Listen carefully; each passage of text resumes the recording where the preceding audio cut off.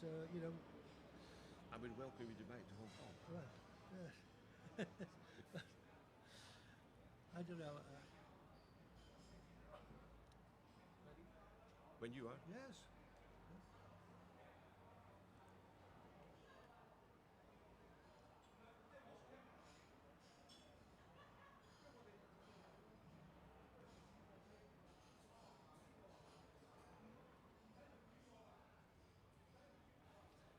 Well, here we are again at the Hong Kong International Classic Singles Championship, 2-day event, and it's really great to be back in Hong Kong. I'm speaking for myself and for my fellow commentator, Jim Nielsen. I'm sure it's a great joy for you to be back in Hong Kong too. It is, David.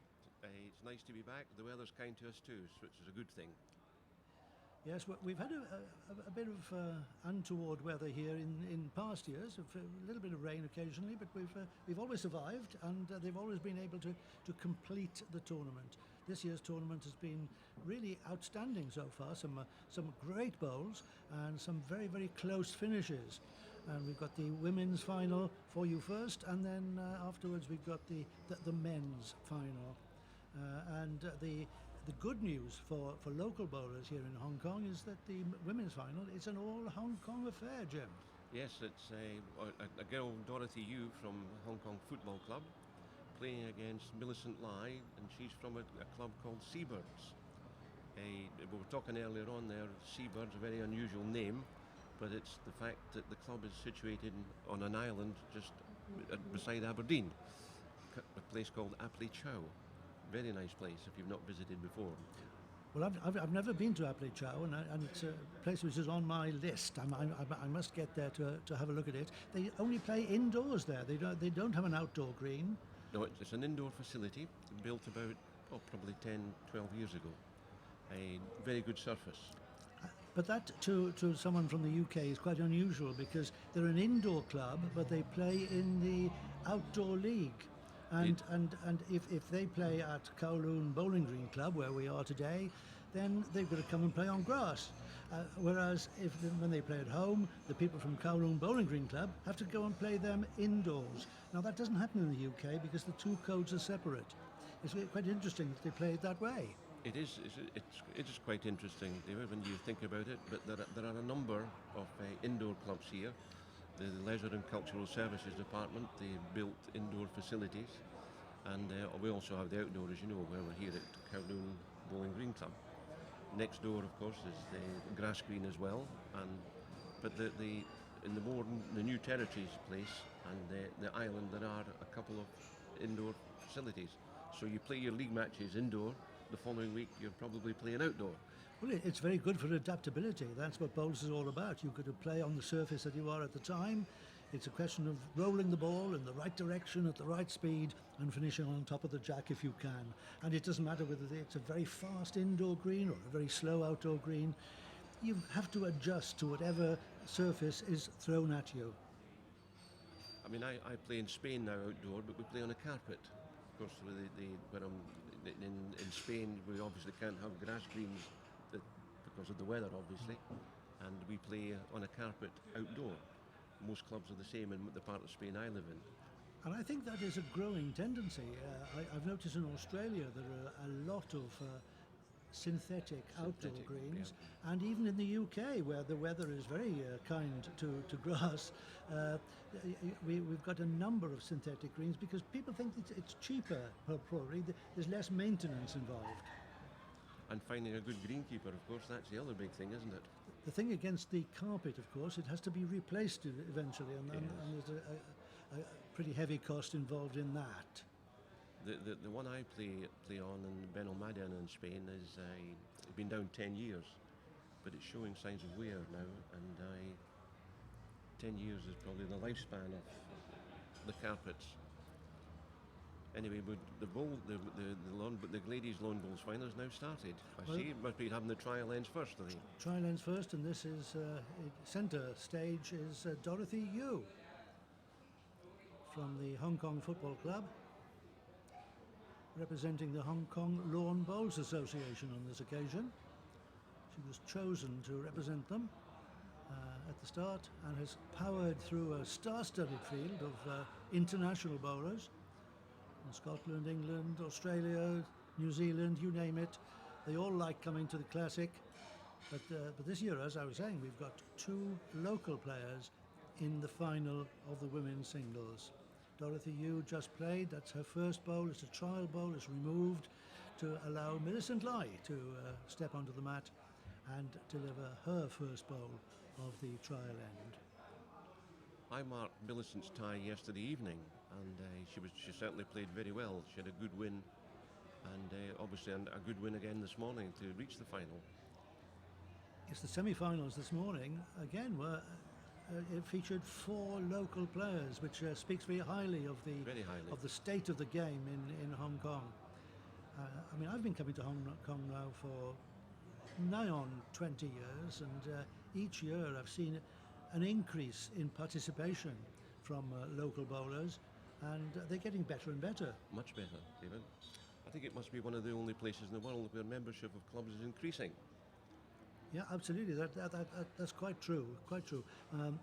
Bowls in some countries is dwindling a little, but in Hong Kong, it really sets a marker for the rest of the world. This is how it ought to be. There are more clubs now than when I first came here, and there are more players. And that's despite the departure of a lot of expats, British expats who were here and who introduced the game to Hong Kong, I suppose, about 120 years ago now. Well, I come into that category as well, but not 120 years. Yeah, I understand you came to work in Hong Kong. I did. I came to work for the government here in 1982, and then left in 2002, I think. You came for 2 years. I came for 2 years. Me, yeah, 2 years. Everybody who comes here is here for 2 years. Yes. And I stayed for 22, I think. You must have liked it. It was rather enjoyable. Yes, yes. I was a member at the Hong Kong Cricket Club. And that was quite interesting as well, because the cricket season finished, and they dug up the ditches, and the following week we were playing lawn bowls. Is that right? Not on the square. Yeah. But at the side of the square. It's a wonderful setup. They've surely got their own bowling green now. They have. A few years ago now, they quite a unique system when it comes to the ditches. The groundsman at the time developed for want of a better word, something to cover the ditches. Yeah. So they play cricket now on the bowling green. Oh, right. Very interesting. It's always interested me too that a lot of the clubs in Hong Kong are not known as bowls clubs.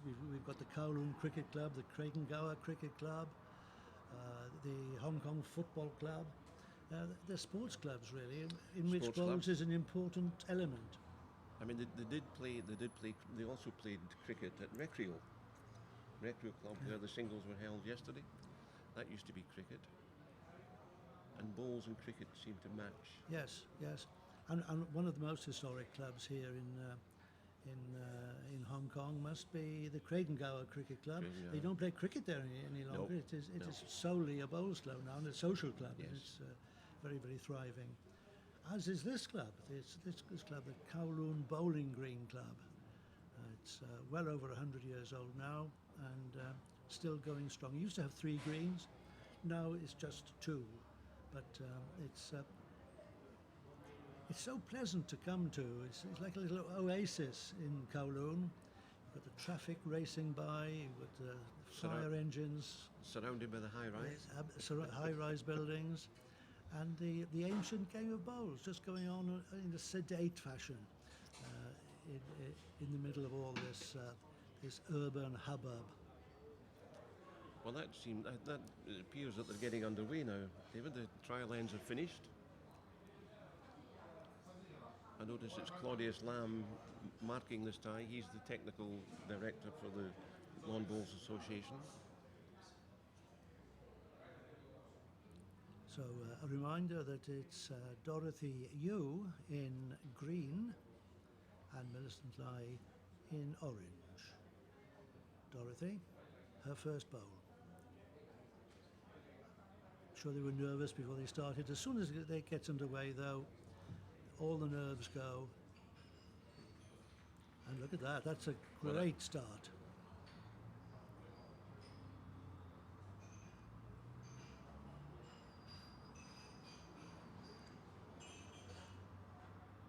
Millicent Lai in the very recognisable garb of the seabirds, that bright orange top.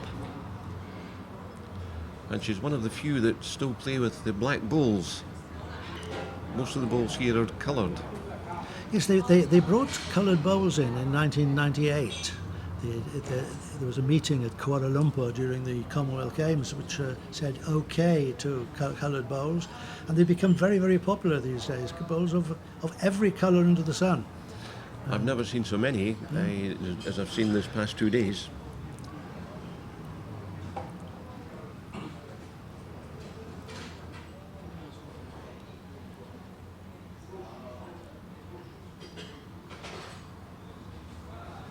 Nice style, economical style for both players. They've both been coached very well.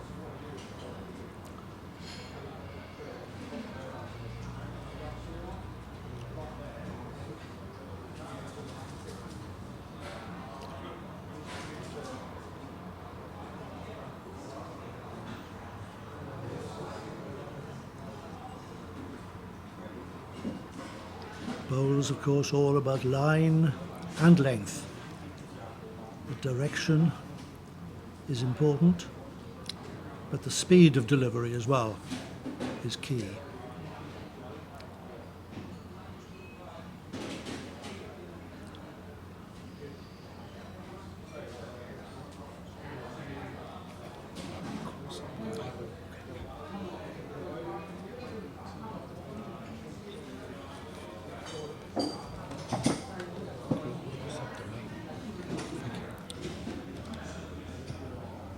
One shot to Dorothy Yu at the moment. It's a bit of a loose end to start with. Yes, it promised so much with Dorothy Yu's opening delivery, which was pretty well on top of the jack, but the following bowls haven't been quite up to that standard.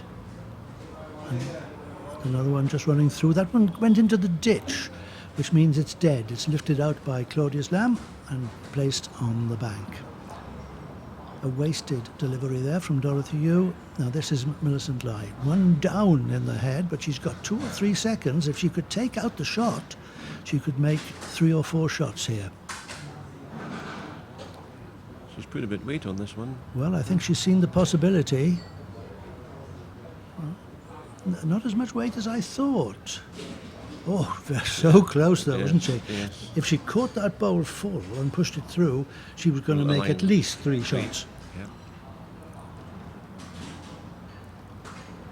So they walk up to the head to see who was shot, and it will be for the player who is not shot to concede, and that's all obviously been done on their way up, and the marker Claudius Lamb has walked down showing 1 shot to Dorothy Yu, the Hong Kong Football Club player who is representing the Hong Kong Lawn Bowls Association here at the Kowloon Bowling Green Club. This is the final of the Hong Kong International Classic singles, a 2-day event which precedes the pairs. It's quite an honour to be selected for the Lawn Bowls Association team. The local players really, a feather in their cap if they're selected. I've never been quite sure, Jim, why there are representatives of the Hong Kong Lawn Bowls Association, and there are other representatives like Rita Chui this morning representing Hong Kong. It's just been one of the things that's part of the history of the game here. We always had a Hong Kong team, and then we introduced the Hong Kong Lawn Bowls Association team just to give the local players more exposure to the international bowlers. And the Lawn Bowls Association team have done well over the years. So in a sense, it's Hong Kong. It's and Hong Kong. Hong Kong seconds. Yes, basically. The A team. Yeah. And the B team beat the A team this morning. They did, didn't they? Dorothy Yu was very consistent this morning, particularly in the first set against Rita Chui.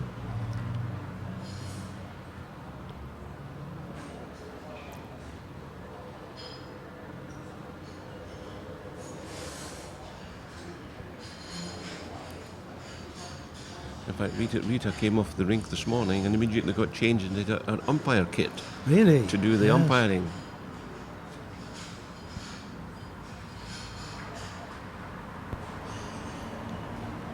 That means she might be called upon to adjudicate if there are any adjudicate. measures, any points of law.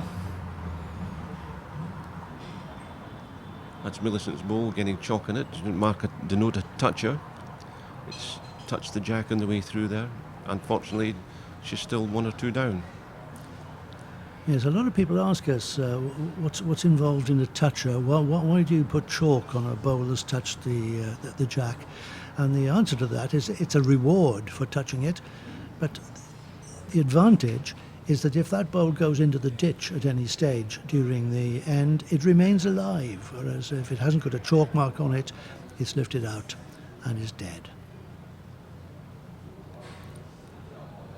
This is an important ball.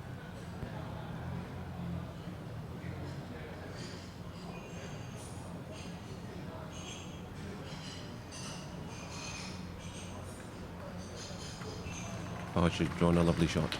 A little bit of pressure on there, wasn't there? And Millicent proving up to the challenge. A beautifully drawn shot.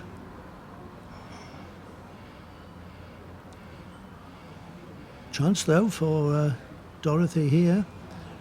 She will realise there's nothing for short. If she reaches this and trails the jack, well, the weight was good. Yes. If she trailed the jack, she was making 4 shots out of it. But missed the line. So a golden opportunity for Millicent Lai from Seabirds to add another shot.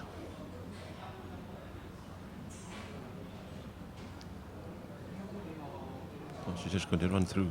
What a great effort though, just a little bit too much weight. He was keen to reach, keen to make 2 of it, but has to settle for 1. So the most friendly start. After 2 ends, it's 1 apiece.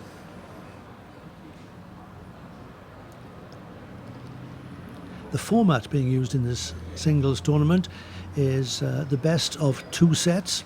Quite a usual format now at World Bowls outdoors and World Bowls indoors level. You might say best of 2 sets. What if it's 1 set all? Well, you go into a tie break. And whereas the sets are 9 ends per set, the tie break is just 3 ends. We'll see how that develops later on, I'm sure. There was tie breaks in the semi-finals, David. It said I think all 4 games, all semi-finals went to a tie break. It makes for a great finish, the tie break. It's very good for spectators. Exciting. Yeah, indeed it does. Yes, the spectators were on the edges of their seats this morning when it all went down to sudden death deciders.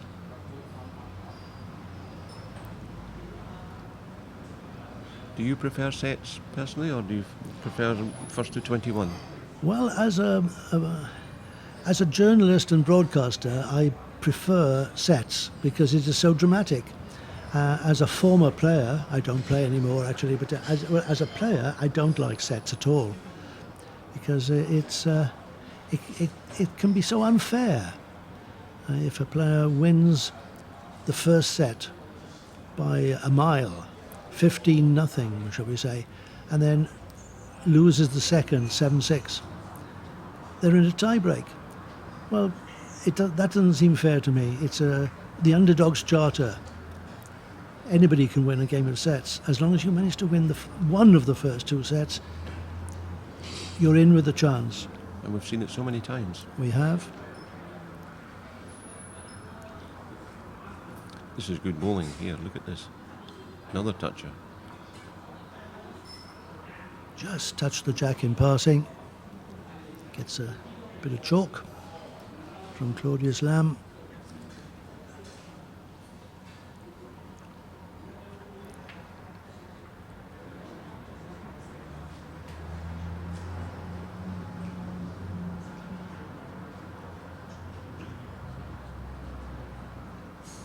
Just a little bit heavy. You can see what she was trying to do, though. And she's got another bowl.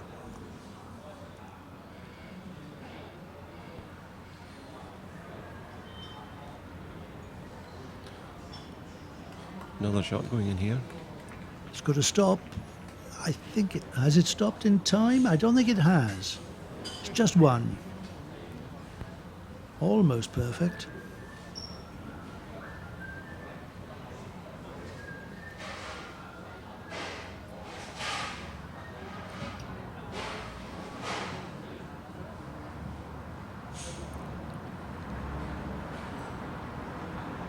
Backhand shot for Millicent Lai. She's on target this time. She's got the jack, but she's just run away from it.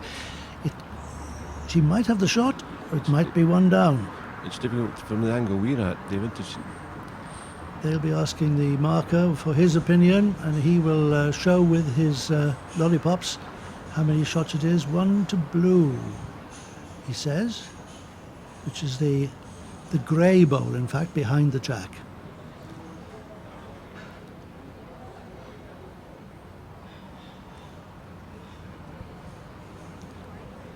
So a narrow escape for Dorothy Yu there. Marvellous try from Millicent Lai. Dorothy Yu has a chance here to just trail the jack a few inches, and as long as it goes the right way, she could come out of this with 3 shots.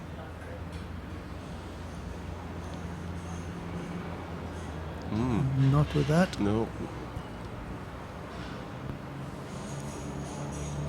Now Claudius is quite confident. It was the grey bowl, and to the left of the jack as we're looking at it is the shot, but it will be up to the players to claim and concede. Signal one down. One shot then to Dorothy Yu, the player from the Hong Kong Football Club. Representing the Lawn Bowls Association. Yes, absolutely. The Hong Kong Football Club, incidentally, the green there, and they've got 2 greens, one indoors and one outdoors. The outdoor green is right in the middle of the racecourse at Happy Valley. And that's one of the oldest and most prestigious clubs in Hong Kong. Everyone knows the Hong Kong Football Club, Jim. It was redesigned, 10, 12 years ago, I think, from when the Jockey Club wanted to increase the size of the track, take away one of the bends. And as a recompense for that, the Jockey Club built a very fine indoor green. 8 rinks, I think it is. 8 rinks.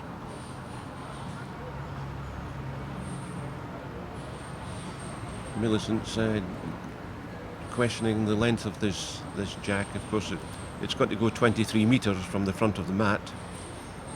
And after Dorothy bowled the jack, I think the question is it far enough?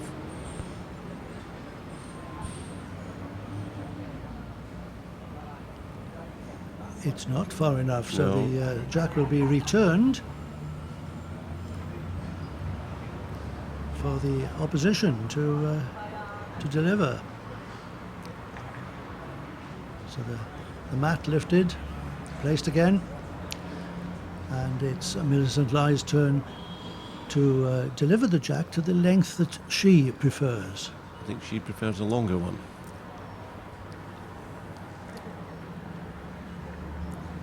Now, although she's delivering the jack to her preferred length, it's Dorothy Yu will retain the right to deliver the first bowl. Well, they're questioning the second measure as well. Well, they're both aiming to play short jacks jacks, then, yes. which is quite surprising. Very surprising. Because quite often you get a contrast between the players. One of them will prefer short jacks, the other one long jacks.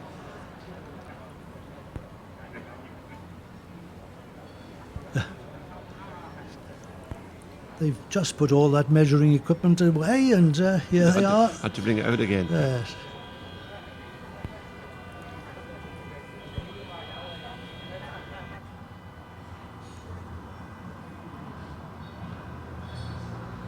Roger Black there, an official with World Bowls. He enjoys coming out here every year and is a great help in officiating at the Hong Kong Classic. On Friday evening, Roger took 12 of the umpires to put them through an examination to qualify for what they call an international technical official, and that entitles you to umpire at World Bowls events. And at the football club indoor on Friday evening, we put them through their paces, and of course Roger's got the papers to mark, and then before he leaves next week, he'll be telling them if he was successful or not. I'm sure they will wear their badges with pride and will have a chance to go all over the world officiating at international events.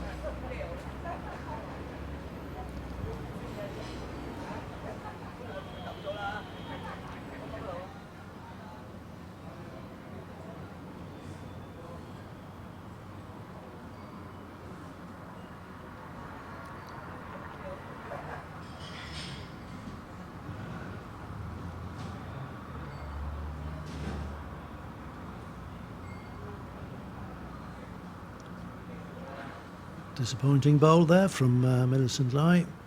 It's Dorothy Yu who holds the shot and who leads after 3 ends of this first set by 2 shots to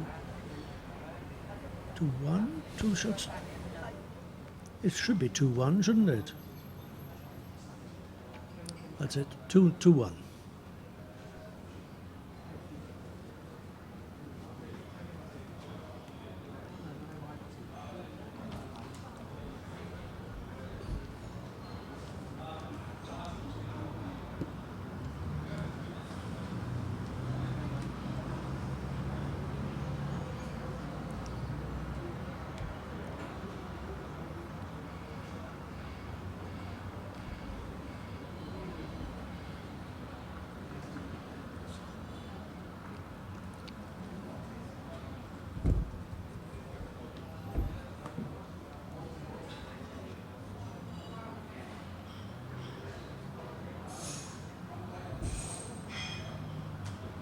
Oh, unlucky. A little bit more purchase on that jack, and still lie 2, I think. Dorothy would have been holding a very nice 3.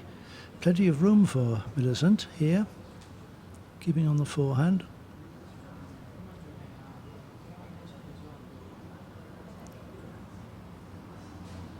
Oh, backhand, trying to avoid those pigeons. Yes. Decided to pay us a visit. Oh, unlucky. Pushed it in. The second shot. Pushed it in rather than out, though. And that's all 8 bowls delivered on this end. And it's 3-1 to Dorothy. The 3 shots to 1. Going to Dorothy, as you say. 3-1 after 4.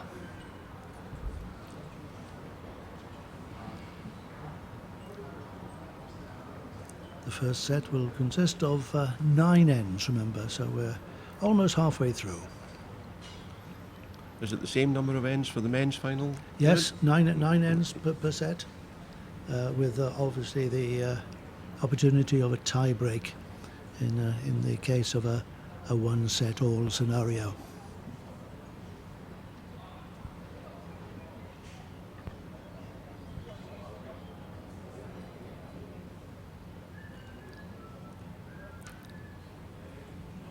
Concentration written on the faces of the players.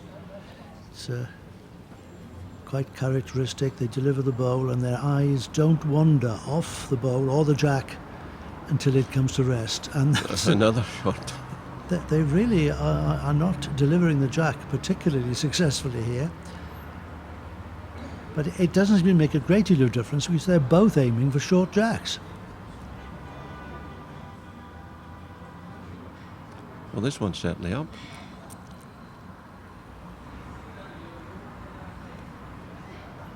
So a change of tactic. This was what Millicent was playing longer jacks yesterday evening. And quite successful, obviously very successfully she won.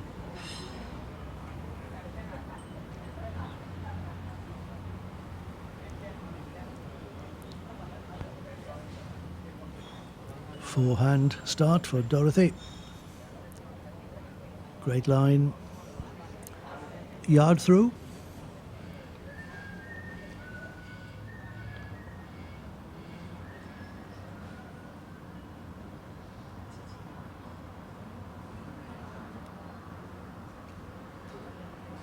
Well, it's interesting that they're playing on different sides of the rink. Millicent playing the backhand, playing a good length. Dorothy played the forehand. Will she stick to the forehand or will she switch to the back? The bend in the bowl, of course, is all to do with the bias, which is in the shape of the bowl. It's not imparted by any spin on the part of the player. So this is a forehand shot, bending back towards the jack, and beautifully played. What a good reply.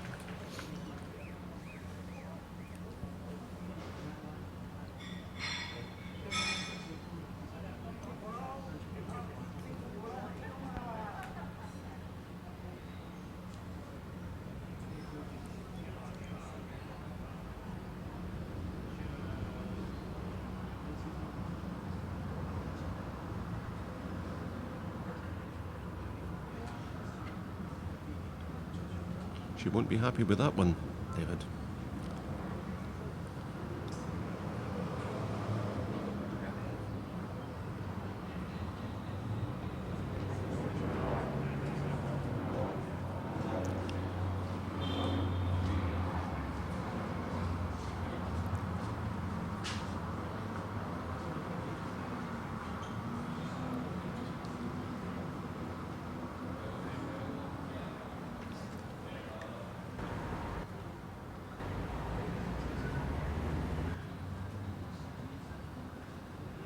Both these bowlers in their prime.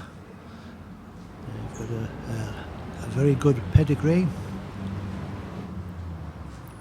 And those of us who are cheeky enough to ask ladies how old they are, well, I'm a little bit nervous about doing that, but they both admit to being in their 40s, but only just.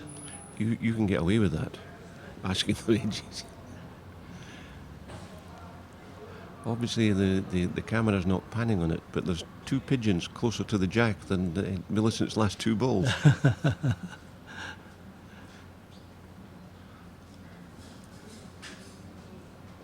Now Dorothy's becoming very consistent now. Very consistent. She's played this forehand with all four deliveries, was just a metre heavy with her first. Has got it right with the next three. She's holding definitely two shots. And a possible look for three. So the pressure is on. Millicent doesn't want to drop a count here. Change to the forehand. Good line, but she's not up, you know. No. As I say, the pigeons are closer. Yes. Three short bowls and she'll be punished for that. Definitely two. Dorothy will be hoping that it's three, but they'll walk up to decide among themselves, is it two or three? One, two. A good look. They want to measure for the third.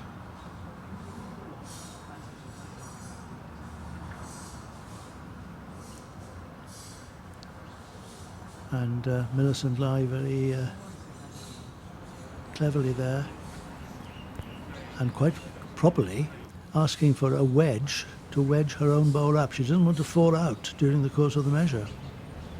Now, what was it? I think black won the measure, in which case it would be two shots. Two. Yeah, that's it. Black was just marginally in. If it had fallen out, it would have been three to Dorothy Yu, but two shots there puts her 5-1 up, sitting pretty now with 4 ends to play in this first set.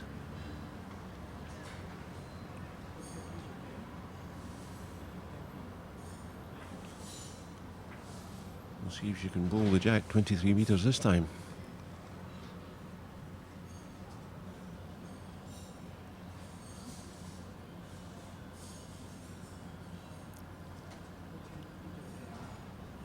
No problem there, and Dorothy Yu, who took up bowls in 2001, made her debut for Hong Kong in 2013.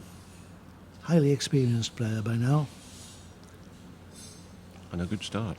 Excellent start.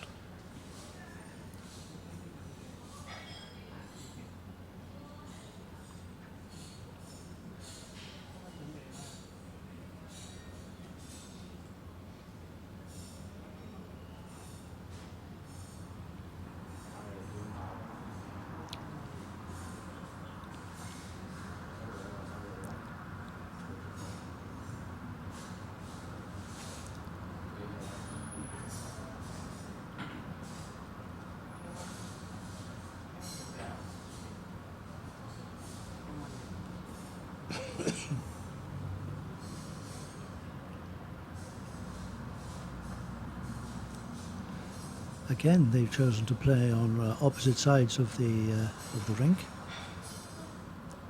Millicent, Lai. Obviously favours the backhand. Yeah, playing the backhand. Whether she favours the backhand on every rink she plays on, I don't know. But on this rink, she's certainly shown her preference. She didn't want that.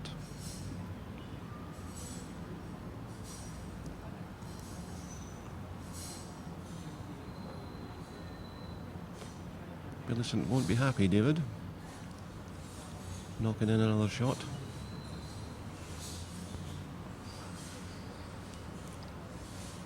Here's another one.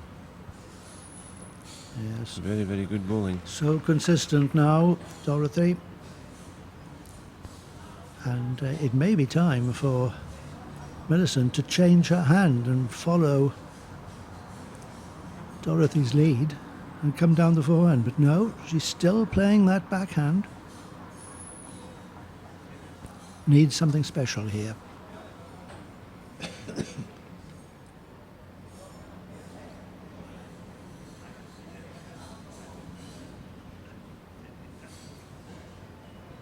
Close. You said she needed something special, and she's certainly done it. Yes, a touch of class there for the Seabird. Takes the shot. Although she can't put it on the card yet because Dorothy Yu has got another delivery to come. She's coming up to have a look at the head because there are plenty of options for her. She's got, she may be one down. Millicent Lai definitely holding shot. So Dorothy Yu has got 3 seconds and will be reaching this, surely. If she gets it right, there's a chance of a turnover. Turning 1 down into 2 or 3 up.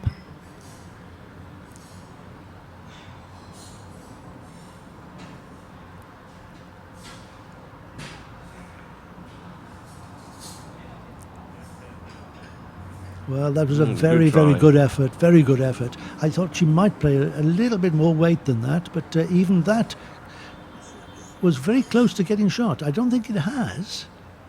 It rested around bowl and fell in, but I think it's still 1-2 Millicent. Claudius has had a good look at it. So it's obviously very close, David.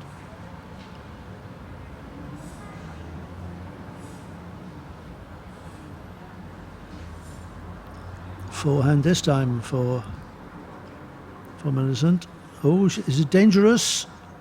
Oh, she's got away with it. She's made sure. Yes. Oh, she looks to the heavens there.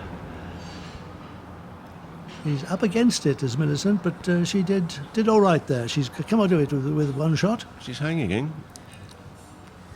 2 ends to go. Yeah, 3 ends to go. 3 ends to go. And so that's 1 shot to Millicent, puts her on 2.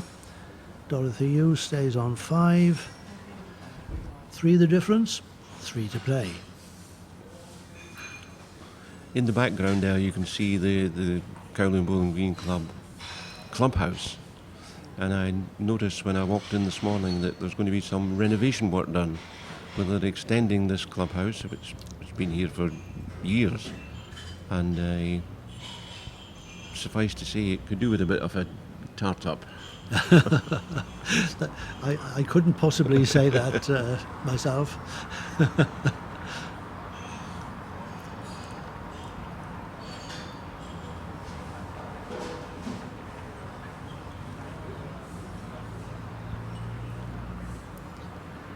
An important end, this one.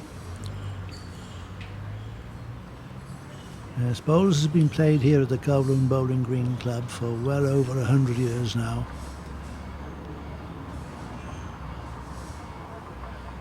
Great history, it's produced some great players in its time.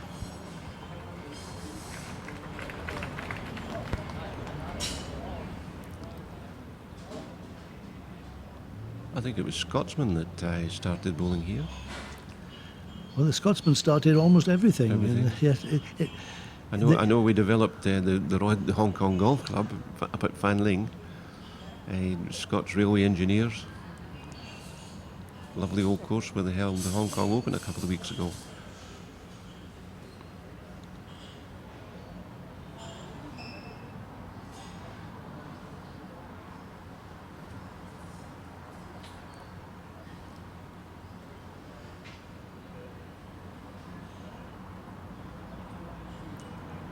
yes, there are very few Brits, Scots, Welsh, English, or even Australians here these days. They've mostly gone home after the handover in 1997. But bowls has really come on leaps and bounds. All well played. Great bowl from Dorothy Yu there, taking the shot. Look at this, that's a good way of using the opponent's bowl. Historically, of course, the bowls was played at private members' clubs. For instance, Kowloon Bowling Green Club, Kowloon Cricket Club, Hong Kong Cricket Club, Football Club, and Craigengower. Now the Leisure and Cultural Services Department are building greens in the New Territories area, principally, and it's proving successful because the local population can now play without joining a private club. And bowls is a great game, of course, for all ages, from the teenage years right up to the 80s and 90s. It really is a sport for all. And we do have here in Hong Kong a great youth development program. And I think one of the players in the men's final, Jordi Lau, he's a product of the youth development. I think he's 19 years old and he's playing in the final of this major competition. The Hong Kong Youth Development Team, in fact, is a beacon for the rest of the world in terms of bringing on youngsters. And very, very successful, both numerically and in quality as well. Well, during my time here, David, we took it to the schools. Oh. Not me personally, but the coaches that we had with the Lawn Bowls Association took the game into the schools. And the result is fantastic. The youth development team is now in the first division of a 7-division league. Yes, impressive indeed. That last bowl of Millicent Lai was very unlucky. She almost took the shot. It went through, and Dorothy Yu is going to take advantage here and put 3 shots on the card. It's 3 for sure. And that could be the deciding end of the set. Millicent Lai was hanging in there, still in with a chance at 5-2, but that treble for Dorothy Yu puts her 8-2 up, and looking good for the first set. 2 ends to play. So. And how many shots in it, Devon? 6. 6 shots. 8-2. So 2 threes would tie things up. But 3s at this level are very hard to come by. Even though Dorothy has just put one on the card. It's the first 3 we've had in the game so far.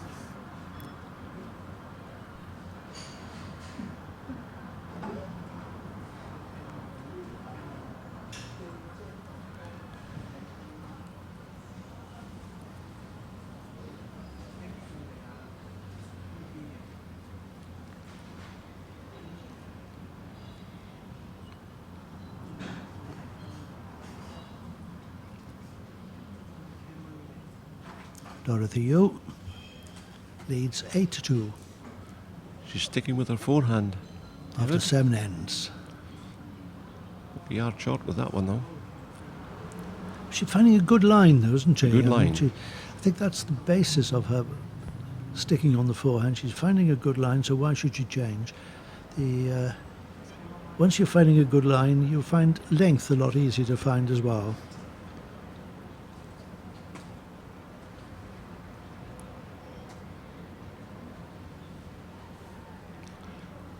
Millicent's struggling a bit with the weight. David, she certainly played better last night. Yes, I think she's beginning to think that the first end is gone. Yeah. And she'll probably be looking forward to the second set now, but she can make a recovery.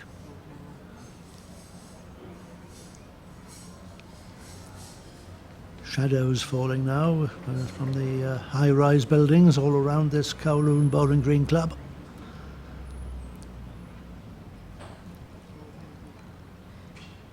That makes things slightly difficult for the players as well, because they're bowling out of shadow into bright sunshine.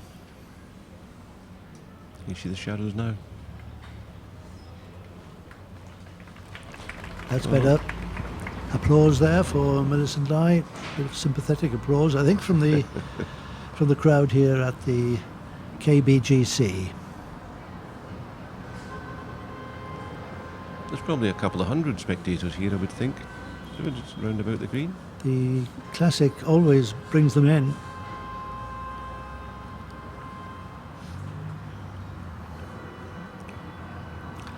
Some impatient drivers in the background. Well, that's what makes bowls here in Hong Kong so special, as far as I'm concerned. You've got the hubbub of the traffic, the fire engines racing by, and the sirens, and the high-rise buildings, and even next door in the Kowloon Cricket Club, there is a match going on there today, and we've got shouts of "How's that?" coming across.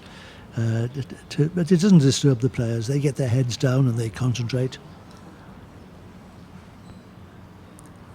oblivious to everything going on around them. Dorothy Yu in green, Millicent Lai in orange.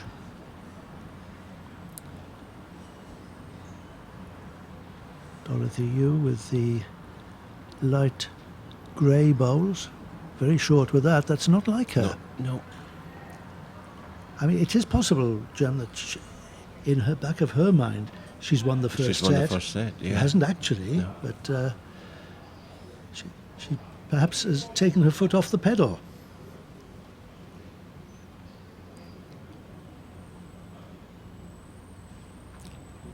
Desperate for Millicent to come in with this. She needs the shots. She needs 2 shots here to keep Yeah, the set to keep the- alive. Short. Yeah, good line, just another foot on that would have Yeah. done, but it's she'll have to settle for 1, and that isn't good enough, I'm afraid. So Dorothy Yu wins the first set, David. Well, that's right. 1 shot there to Millicent puts her on 3. Dorothy Yu stays on 8. There's a difference of 5, so she can't pick that up. Millicent Lai can't score 5 shots on the next end, so the set is over. And we're into the second set. Advantage, Dorothy Yu.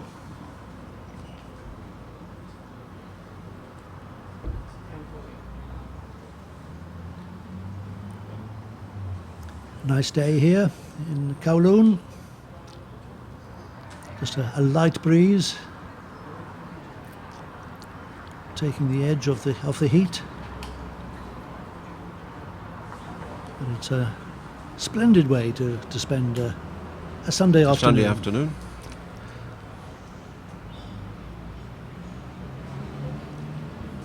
And a bit blue cloud around as well, David, for a change.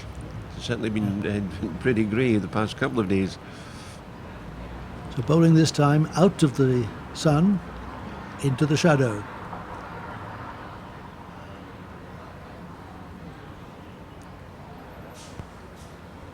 Disappointing start for Dorothy.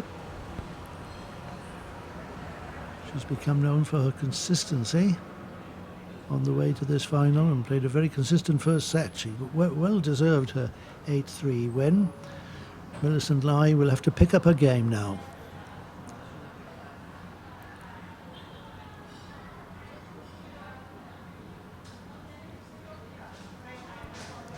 Both players a yard short. Well, they're bowling into the shadow, Gemma. I'm just wondering whether the temperature at this end of the green has dropped a little and the speed of the green might easily have changed. Yes.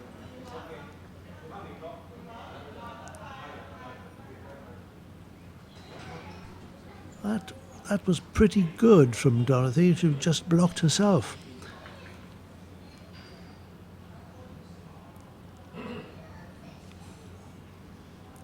The pattern continues, though. It's Millicent on the backhand, Dorothy on the forehand.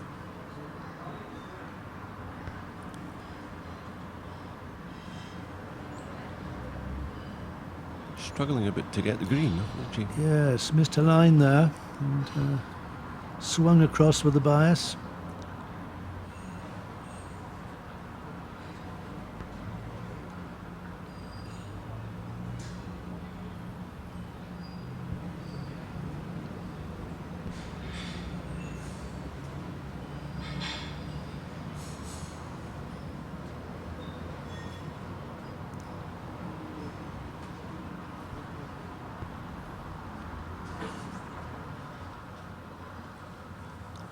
Millicent Lai works in the construction industry with a company called New World. She, is it New World Development, is it? Yes, indeed, yes. She's into procurement, so she spots what's needed and orders it. She's in the IT department and she's a senior manager. Oh, I beg your pardon, I've got my wires crossed there a little bit. I was describing Millicent when I was talking about in the construction industry. It's Dorothy Yu, who works for HSBC and is works in IT.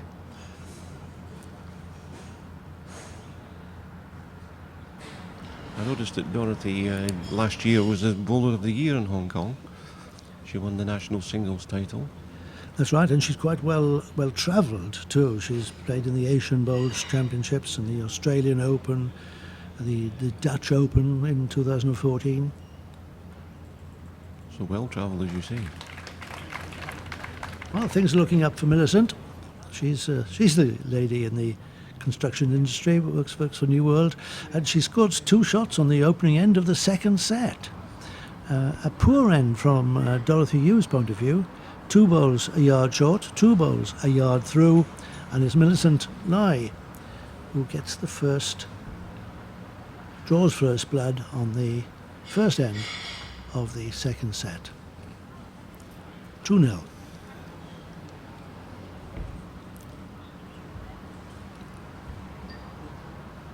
So it's Millicent Lai stepping onto the mat to deliver the jack, having won the previous end.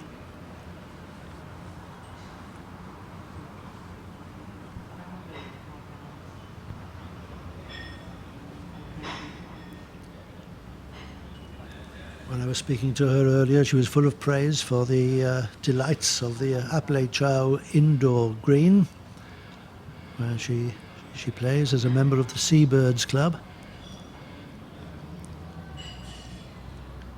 Seabirds is a fairly new name to me. I've been coming here for 20 years now, and the Seabirds came onto the scene 5 or 6 years ago, I guess. Yes, maybe a bit longer, David. Really? Maybe a bit longer, yeah. And I believe that Apple Chow, where they play indoor, it was the first of the public indoor bowls greens.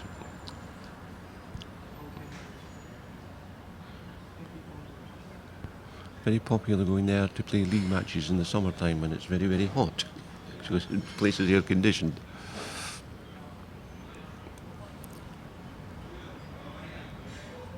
Yes, ironic, isn't it? In the UK, we go indoors in the winter to keep warm, and in the hot climates, you go indoors to keep cool. Keep cool.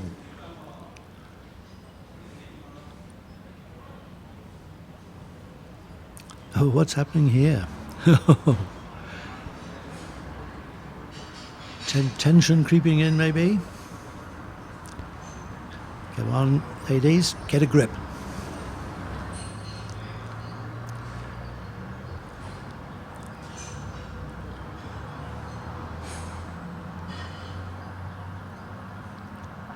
Forehand yet again. Still not reaching. This is amazing.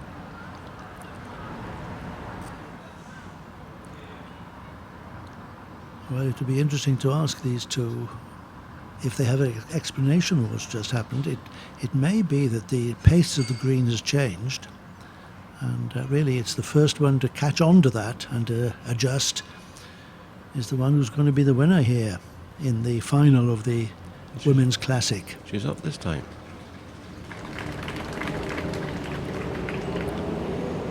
Well, taking a chance. Very well played. Holds 2 shots.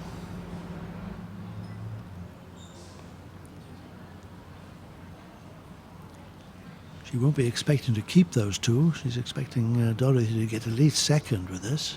This is better. Good second. Good defensive bowl, that.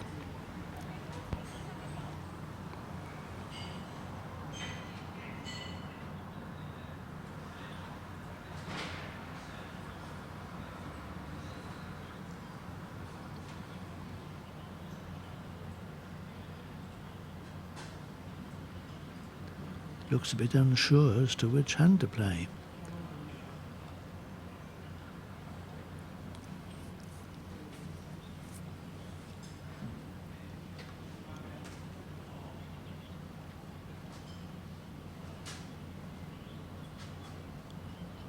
Well, that wasn't a bad effort, a beautiful length, but I'm afraid it fell out. It's not in the count.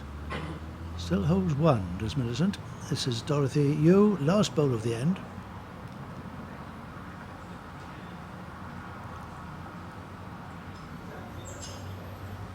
Oh dear. No harm done. No. Nothing changed. So 1 shot to Millicent there. That's 3 shots to the Seabird. And no shots at all in the second set, as yet, to Dorothy Yu. But of course it was Dorothy who won the first set, 8-3.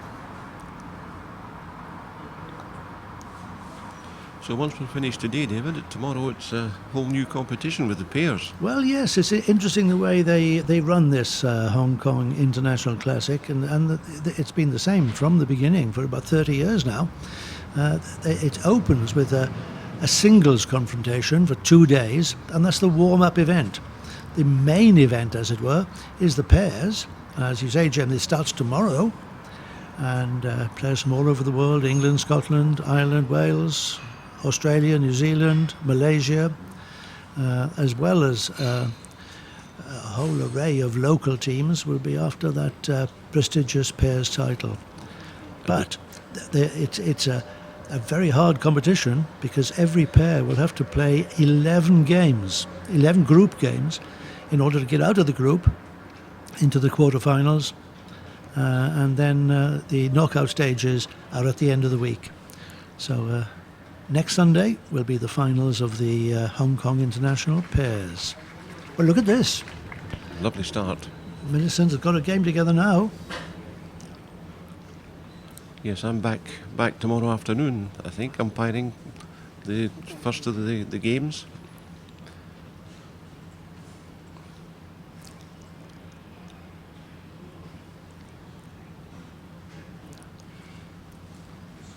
Yes, they play 2 or 3 games a day during the week, leading up to the knockout stage.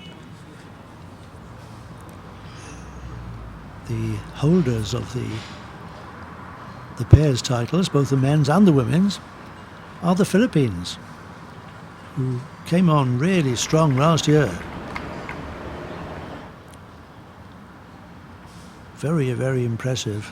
They beat Australia in both the finals. One of the smallest bowls countries beating one of the largest and most prestigious. Oh, well played, Dorothy. Oh, that's what she wanted. Just when Millicent Lai was looking as if she'd got a hang of this and was going to make a great effort in this second set, in comes Dorothy and says, "No, you don't. I'm going to take shot here."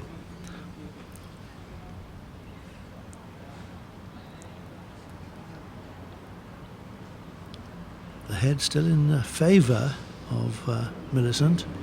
She played the right sort of weight there to take the jack through. Shot to Dorothy, but position very much with Millicent.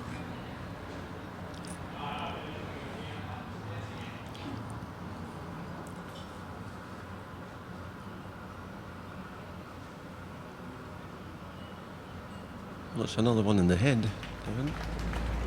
Bit of a target, though. Yes, I don't think that helps her particularly, you know. It doesn't count, and it leaves the position there asking for a bit of a trail.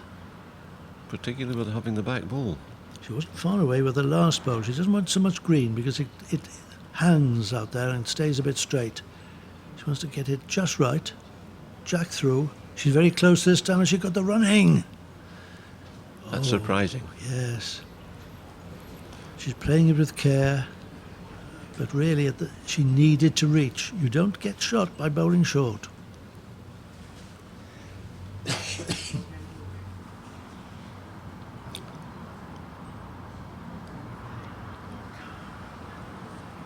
No change there. It'll be one shot to Dorothy Yu. All 8 bowls have been delivered.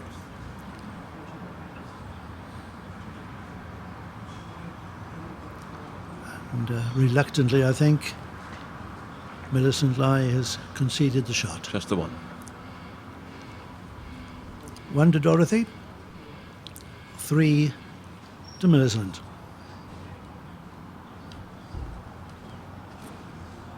Well, it's been a fairly quiet game so far, Very quiet, isn't it? yes. No fireworks, no driving, no trailing, no turnovers.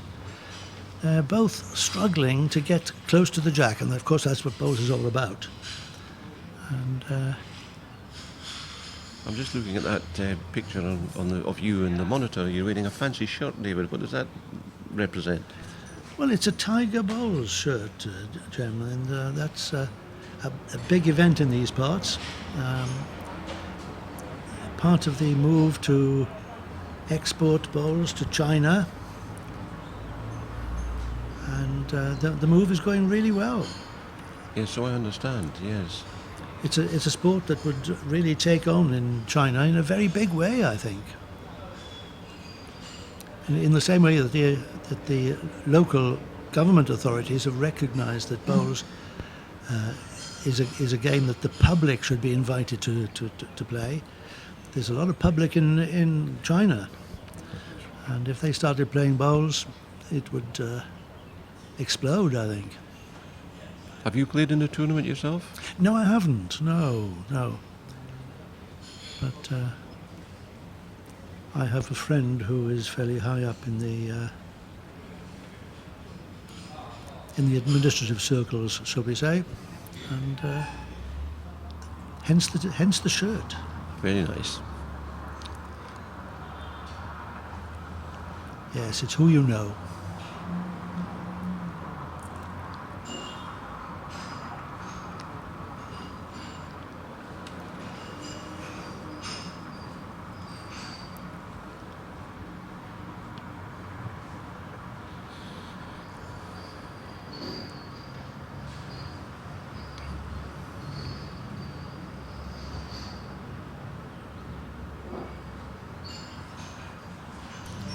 Millicent helping Dorothy there, pushing the bowl closer to the jack. Not what she intended. I would think world bowls would be very, very interested in the development of bowls in China, David. Well, I'm sure they would. Yeah. I'm sure they would. I mean, it has been played in certain parts of China for several years, but it's only in the last 10 years or so that there's been an effort to export it in a big way. I haven't played in China myself, but it's public greens in Shenzhen, I think, which is just over the border, isn't it? Yes, apparently public Public greens greens, there, yes. And I mean, they used to play in Shanghai years ago. They must have done. And Yes. I think there's a move towards introducing a bowling green and a bowling club there now. Oh, that's a sneaky way in for a counter for Dorothy Yu. Yeah, that was mentioned a couple of years ago when we were here, that moving into a bowls green in Shanghai, but I don't know whatever the outcome of that was. That's right. There was even a team named Shanghai playing in the tournament. That was a team put together by the people who wanted to develop bowls there.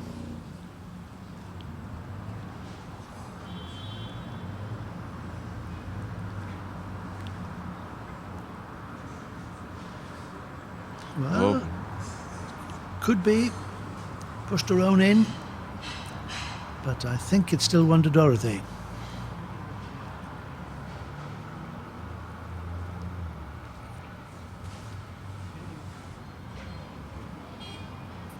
She's going to have to have a look, make sure.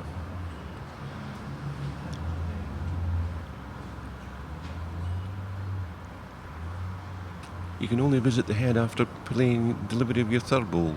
Am I right? Yes, I think that's true. A local rule. Several rules have been brought in on a local basis, both here and elsewhere, regarding speeding up play. Too much slow play going on. Generally, that's what they feel. And so restricting people to going up to study the head means that, well, nobody wants to be a killjoy, and if there's a reason for going up, you can ask the marker's permission. And the markers don't often say no.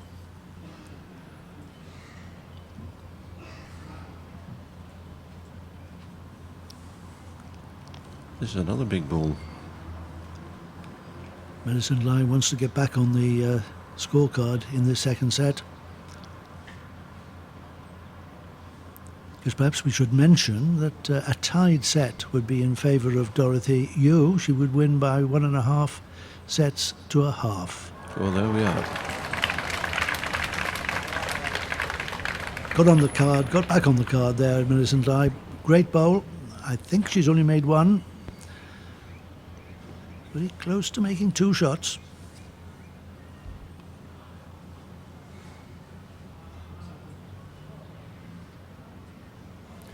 She asking for 2? Looks like it. Two, Yeah, two conceded. Well, that's a great pickup there from Millicent Lai. She was 1 down in the head. She came in, pushed the bowl in, followed it in herself, scored 2 shots. That's 5-1. The Seabird lies after 4 ends of the second set. Possibly looking at tiebreak here, David. It's beginning to look that way, isn't it? And it's so typical. I call it second set syndrome. You know, whoever wins the first set tends to relax a bit in the second, and the consistency goes. And whoever loses the first set says, well, I've really got to fight from now on, digs in their heels, and very often makes a comeback. And that's exactly what we've got here in front of us at the Kowloon Bowling Green Club this afternoon.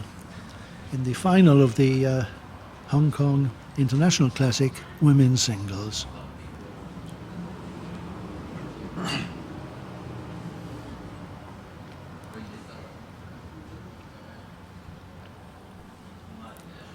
Millicent Lai has gone for the full-length jack.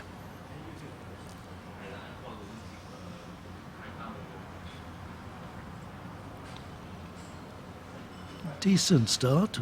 Should have liked another 18 inches on that. Beautiful line. And still Millicent playing the backhand, and still Dorothy playing the forehand. Fascinating contrast here.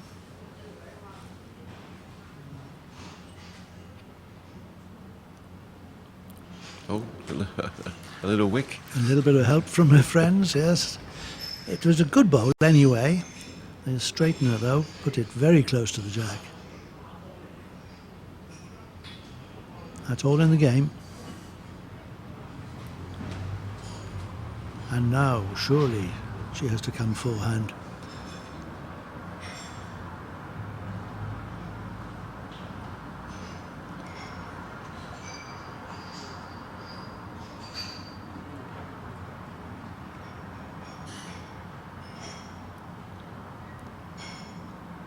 The line in on the backhand wasn't available. Played a good weight. Missed her line. She doesn't know the forehand in this direction particularly well because she's played the backhand almost every bowl so far.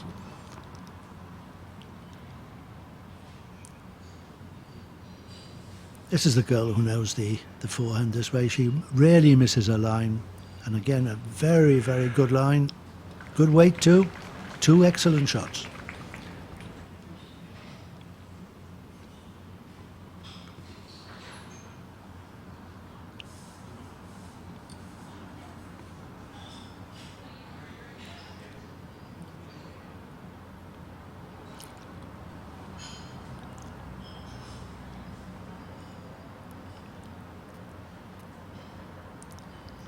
Very well played. Oh, very nice. That really is a great Yes. bowl. It was beginning to look as though Dorothy Yu was taking charge of this end. And that bowl from Millicent Lai, tremendous. Is she winding up for a drive here? Yes. Heavier shot. Yes, I think she's attacking this, and she's got every right to do so. She wanted to contact the shot bowl. The bowl just didn't bend with that weight. She got another chance though.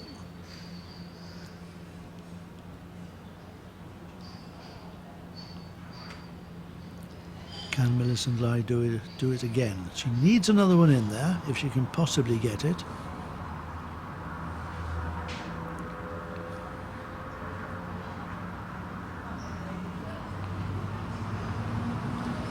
Well, it's falling short, but it's nuisance value. There's something to be said for that, Jem. It is. It looks like a good blocker to me.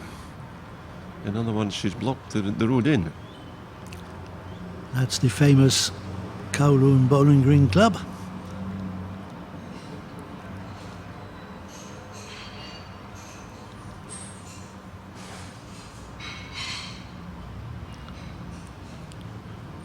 The danger here, of course, is Millicent's only got one bowl in the head. If that one goes, she's in a bit of trouble. But is there a road in to remove it? I don't think so. It's awfully difficult. It may be that she will change her hand and play the backhand this time. No. She's ready for a heavier shot again. Yes, looks like it. That pendulum swing suggests she's going to have a go at this. Yes, here it goes. And it was backhand. Oh. Yes. A touch on her own bowl then would have been very productive. But one shot. One shot. To Millicent Lai, who now leads 6-1 after 5 ends. 4 ends to play in this second set. And as you said, Jem, it's looking very much like tie-break time. Well, we're getting to the business end of the game now, David.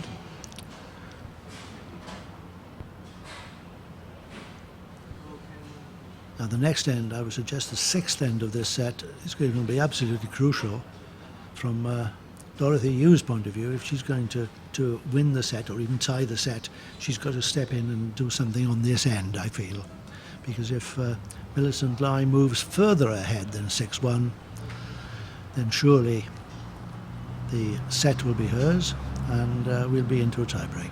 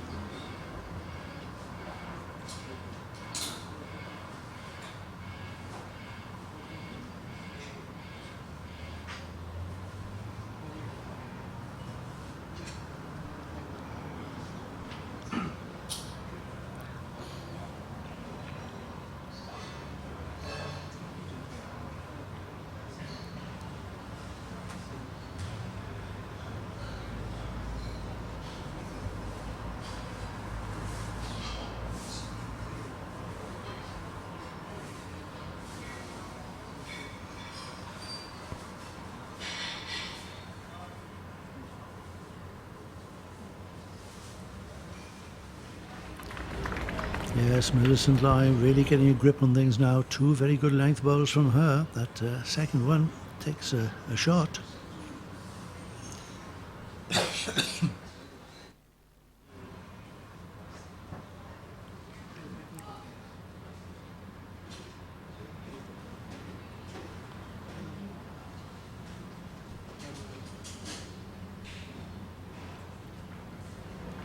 Oh, very well played. Is it shot? Difficult to tell.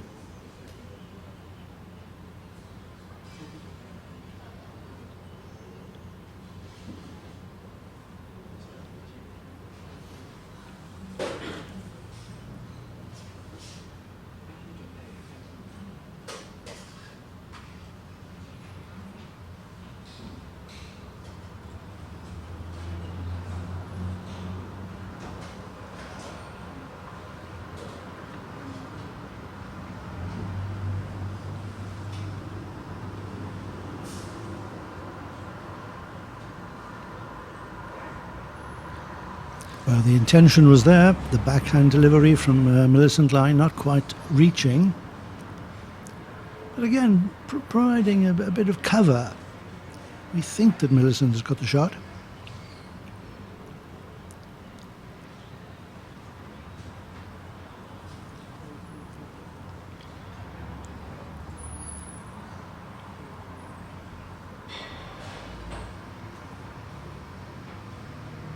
Oh, that's disappointing. She should have been reaching with that. And it's getting blocked up. They're building a wall in front of the jack.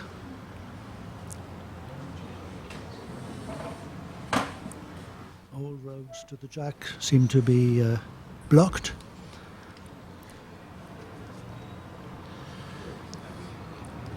Now, it all depends who's holding shot here, really. If Millicent Lai is holding shot, she'll be quite pleased to leave things as they are.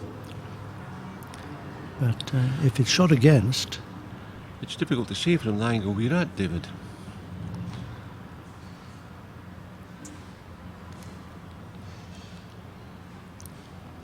That, of course, is why she's gone up to have a very close look at it. Keeping with her trusty backhand.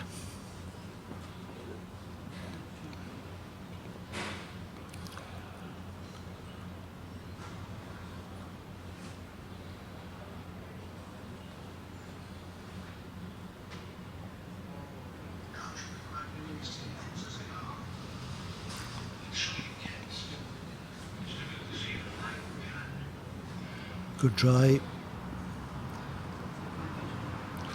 A little trail in that jack there would have given us 3 shots. Disappointment then in the body language of Millicent Lai, while Dorothy Yu walks calmly back to the mat to deliver the final bowl of the end. It's very important that she should score on this end.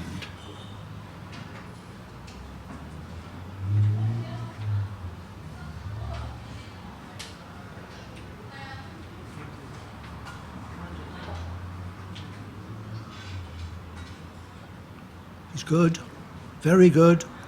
Oh, she's not just scoring, she's scoring 2 shots. Excellent ball. Perfect delivery there. Resting the black bowl of Millicent Lai and scoring 2 shots for Dorothy Yu. She needed that one, David. She did indeed, yes, and she's now in quite a good position. She's 3 shots down in the set at 6-3, but there are 3 ends left to play. 3 singles would do her at this stage. She would tie the set and win by 1.5 sets to a half. Yeah, that's all she's looking for, really.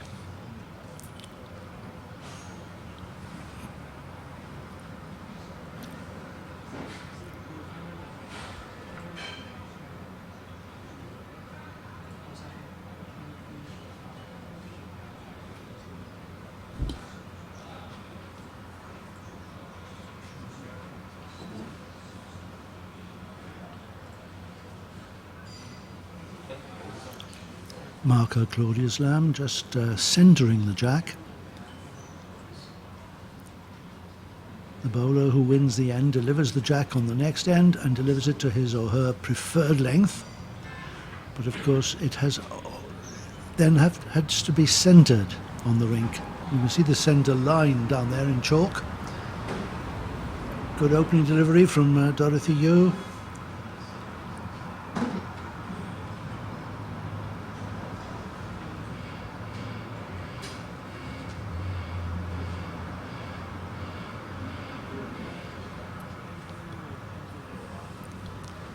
She's sticking with the backhand, isn't she?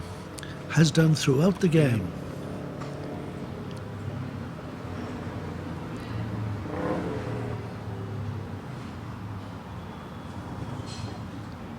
And I think it has to be said that on balance, it's Dorothy Yu has been the more consistent player, but Millicent Lai has shown that she's got the talent and the flair to get in there and take shots.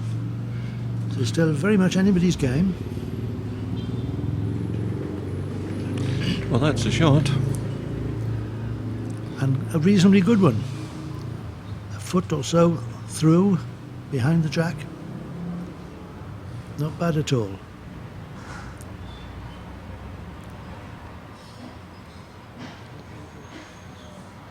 And Millicent seems to have blocked her own backhand. She's trying to come round it and does so, but look, it's not bending. That's what happens with extra weight. Yes, that's right. And extra green as well on that side of the rink.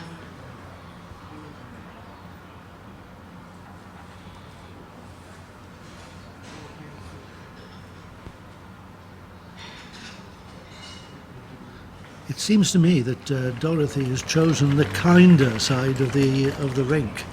Is a more predictable line into the jack. Look at this. This is beautiful. Beautiful ball. I think she's got to play the forehand now, surely. Must do.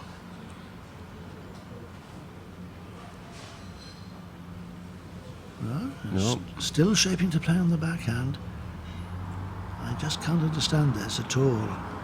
Because she spoilt her chances really with her opening delivery, being a yard short. She's inside it this time. Oh, that's a great effort. Come in for second? I should think so.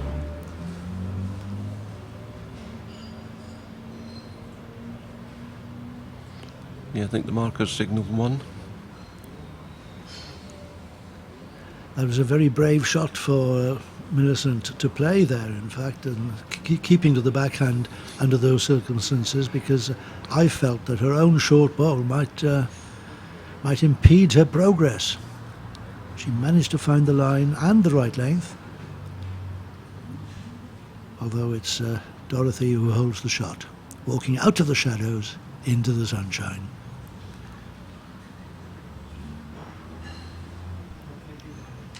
It really is a feather in Hong Kong's cap to have two ladies in the finalists. When you think of the quality that's been in the field over the past 2 days, David, internationally. Yes, so absolutely true. I mean, you've got internationals from England and Scotland and Ireland. You've got top players from Australia and New Zealand. In fact, you've got the world champion, Karen Murphy, was in the singles field, and she was actually beaten by one of the young Irish internationals. But yes, it's a fantastic field, and the semi-finals of the women's singles featured 4 local players. Yes. Look at this for a ball. Very unlucky. Second shot. Well, I think she had second shot before. She was another 2 or 3 inches of running there, and she was really in business. One shot to Dorothy Yu, and that keeps the progress of the Hong Kong Football Club star on track. Is it 7 ends we've played now, is it? It's 7 ends played, and it's 6-4 to Millicent Lai. And remember, Dorothy Yu needs only to tie the set, so she's looking for a couple of singles.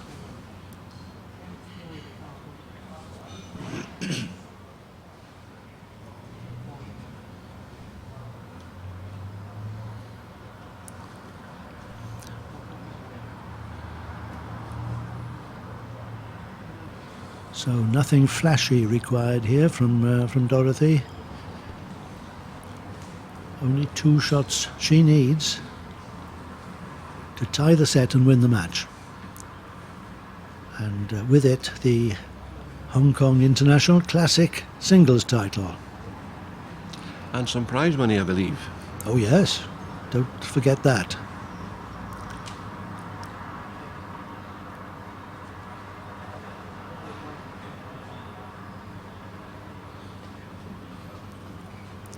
But I can assure you, Jem, they're not playing for the money, they're playing for the pride.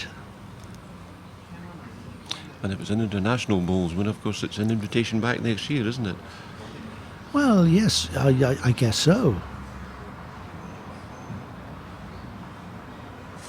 I'm assuming the same for the local girls, yes. Yes, why not? I mean, you wouldn't want this event to go on next year without the reigning champion defending the title.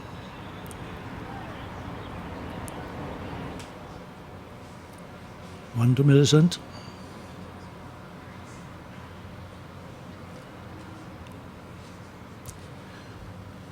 Now this is yet another very, very important end.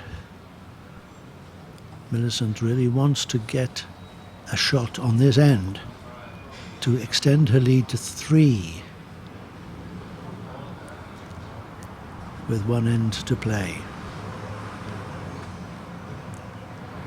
That would go some way to winning the set. Well, it's another shot. And a good one.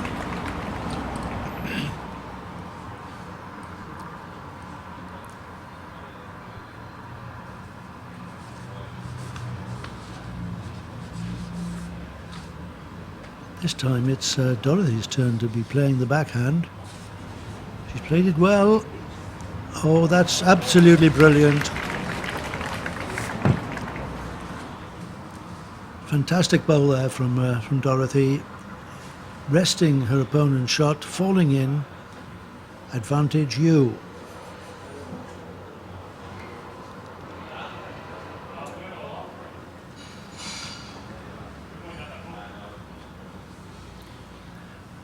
Backhand as ever from Millicent.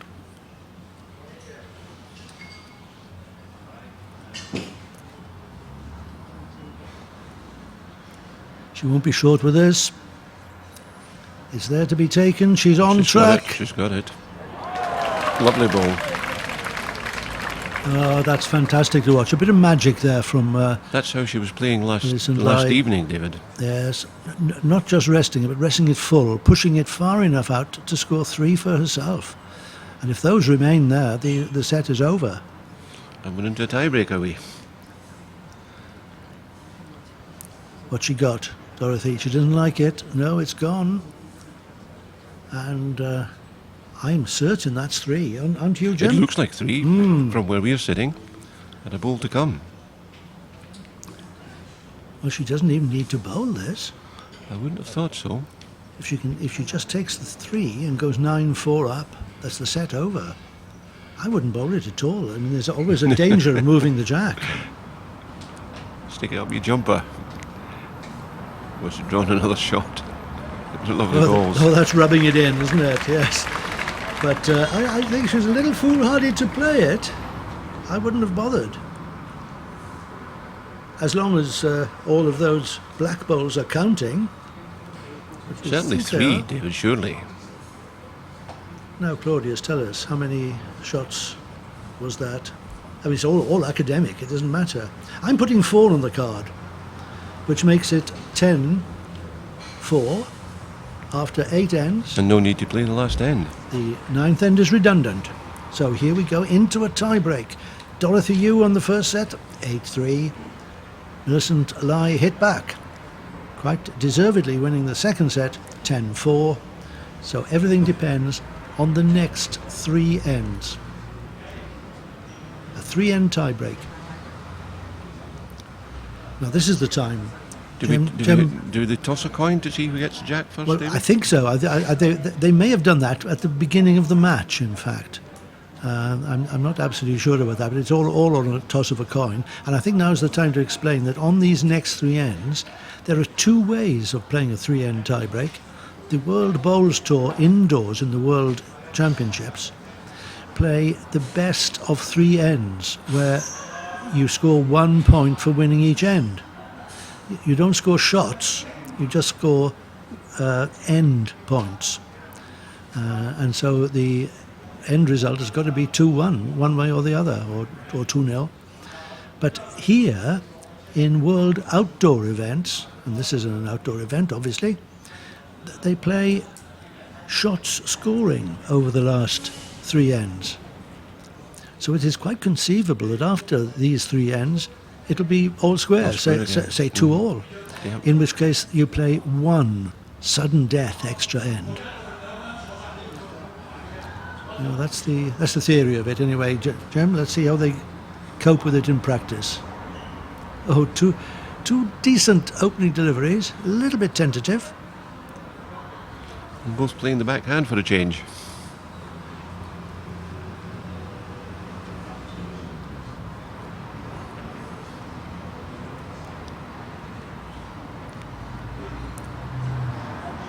The backhand is Millicent Lai's preference in this match. And she's had to change to the because of the shape of the head. Dorothy Yu's last bowl was in the way on the backhand. She's played it to good effect. It's a lovely bowl. Yes, nothing wrong with that forehand. She's wondering why she hasn't played that before. Here's Dorothy. Great try. Pushed her own bowl in, but not quite for shot. Now, it's opened that backhand up again for Millicent, surely. Yes.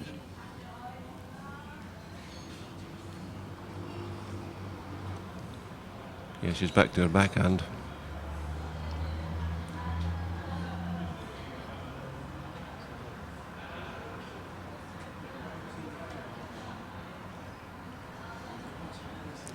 The only danger on this backhand is sticking out a little bit too wide and pushing the grey bowl in for another shot. She's too careful Just that little bit short to do that. Yeah, yard short.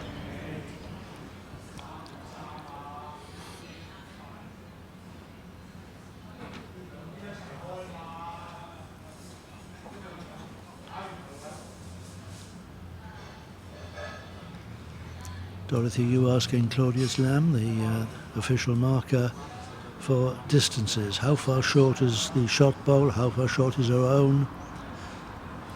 Rather than come up and look at it at this stage, she takes guidance from the marker.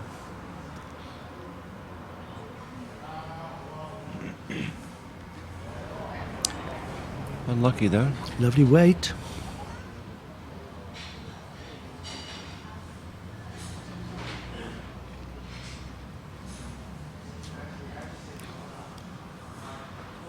Holding shot, Millicent would like to make it 2.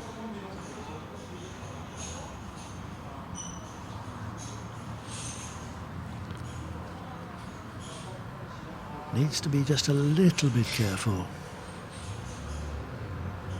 Oh, missed the line completely. A bit tight. I think she was worried about pushing that bowl on the right in for shot, and in the end there was no fear of that. So this is interesting for Dorothy, you know, Jem, because it's Millicent who has the shot, but Dorothy who has 2nd, 3rd and 4th.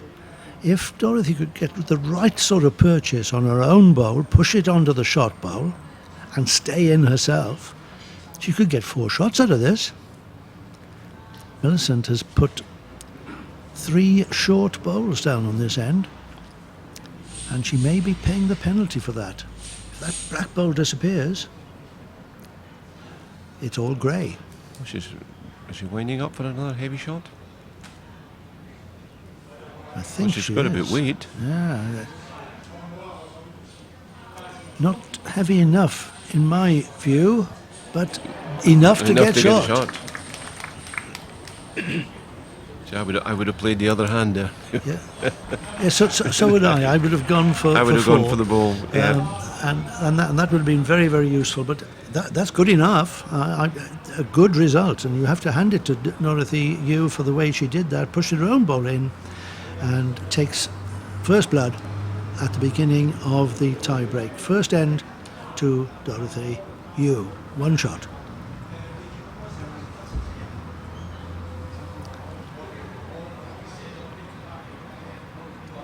It's a totally different tactical approach when it comes to winning the end or winning shots. And earlier in the day, in one of the men's semi-finals, we saw in the tie-break one player going 3-0 up after two ends and the other player hitting back to win the match with a 4 on the third end. That High drama. Must have been exciting for the crowd, that one. Absolutely.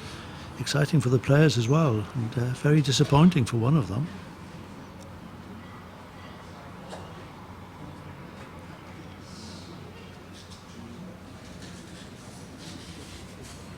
Very nice start.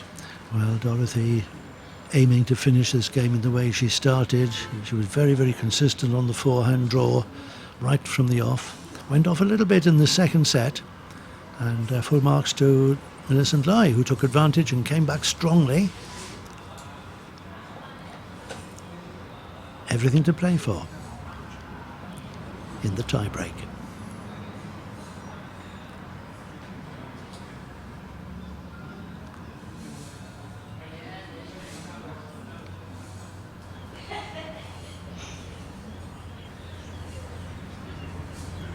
Just ran on that little bit. Useful though. As we say, not wasted.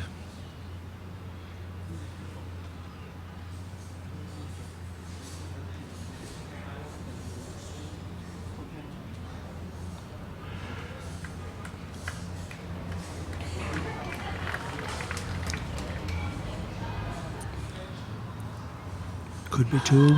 Yes, she's asking how far she's gone through.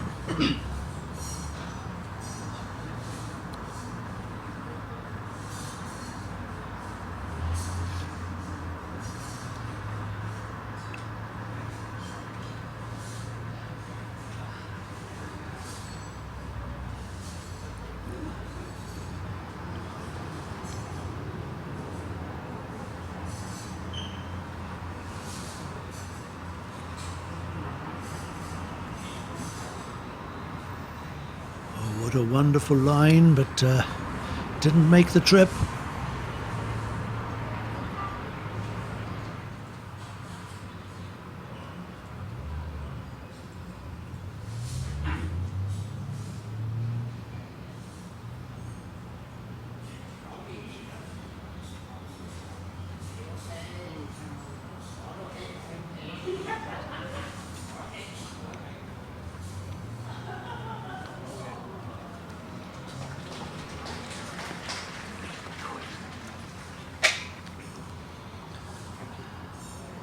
Yes, the picture of consistency, Dorothy Yu. Even though she played that one on the backhand, she holds 2, possibly 3 shots. And Millicent Lai's best chance would be to pick the jack up and trail it through for 2 shots. And if she went through the gap, she'd get nothing. She's up this time. Oh, unlucky. Pushed her own further away. But an interesting head here with 1 ball left from each player. Dorothy Yu holding 3 shots will be aware that the back position is against her. She'd surely be trying to put one round the back with this. No, she's drawn another shot. Wow. She's taking a risk. Not what you would have played, David. Well, I'm not out there. I'm not good enough. These are the two who are out parading their skills on this Kowloon Bowling Green Club green. They know what they're doing, but here's a chance for Millicent. She can take the jack through for a count, or she can drop 4 shots. She mustn't be short. Oh, she wasn't short. She would have reached, but I think That's it. she's blocked. And I would think she's 4 down. I think the match is over. She's definitely 2 down. It looks like 4. Yes, Shaking hands. the hand goes out. Congratulations, well done. It's the champion of the Hong Kong Classic is Dorothy Yu. Well done. Girl in green, who was chosen as the Hong Kong Lawn Bowling Association representative in this championship, goes through and beats Millicent Lai from the Seabirds, who put up a gallant fight in the final, but beats her on a tie break. And justified her selection, David. And really flew the flag for Hong Kong, with 4 Hong Kong local players contesting the semi-finals, and Dorothy Yu coming out on top. So congratulations to her, and commiserations to Millicent Lai of the Seabirds.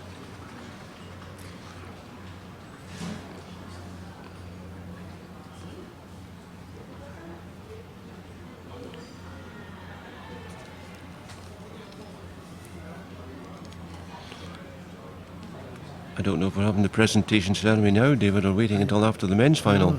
Yes, it would normally be after the men's final.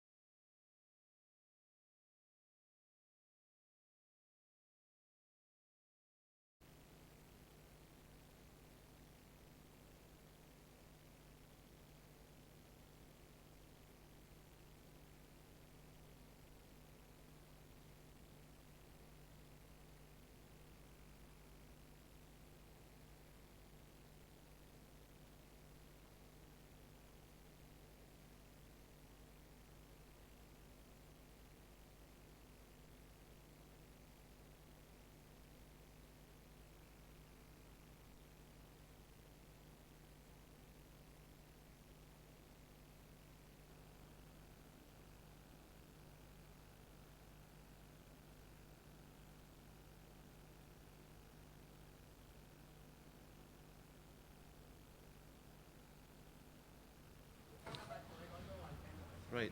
I settled the bit about the shirt.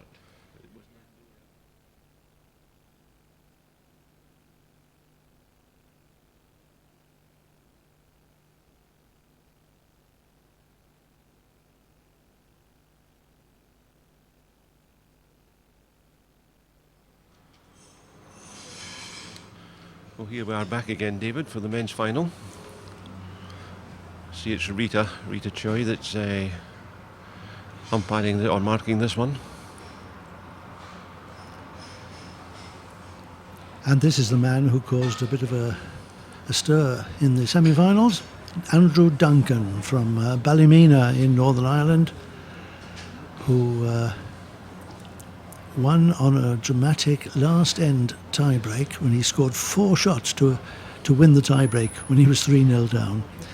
And here he's playing against the local hero, Geordie Lowe, a product of the Hong Kong youth setup. And both these players have been setting the greens alight. Here they've each won 5 games on the trot. Here they are, the only unbeaten players in the tournament, the Hong Kong International Classic Singles, a head-to-head for the 2015 title. This morning, Geordie had a good win, an excellent win against Robert Grant, the holder from last year, the Scottish guy. That was a squeaky affair as well. It went down to the last end of a tie break, and in the end, Robert Grant, very popular winner last year, gave the shot away with his last bowl, and Geordie Lowe rubbed it in by pushing his own bowl in for a second shot and won the tie break. Now, we've had some drama here at the Kowloon Bowling Green Club, and we're only on day 2 of the Hong Kong Classic. I watched the young lad this morning, and he was excellent draw. His draw bowling was superb.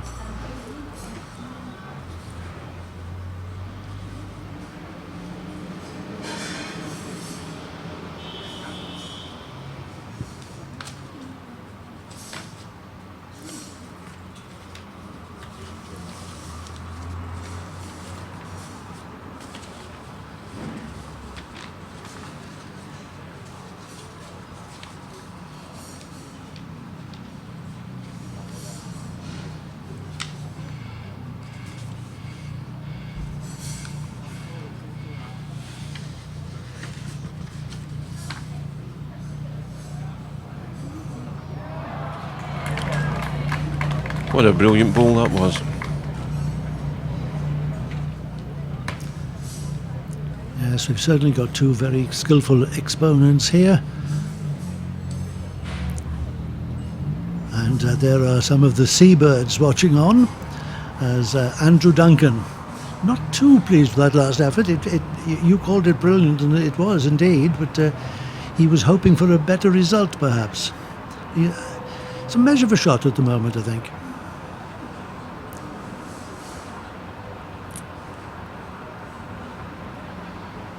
Geordie Lowe, 30 years of age. His opponent from Ireland, 26.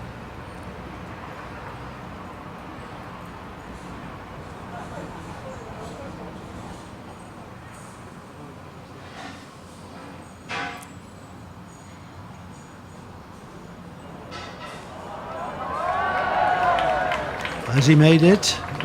The crowd think so. Oh, the crowd are beginning to come alive here at the Kowloon Bowling Green Club now. Yes, he's been given that one. That's 1 shot. It could be 2, you know. Well, I'm not sure about the second. No. I think it's just the 1. Somebody say something, please. It is the 1.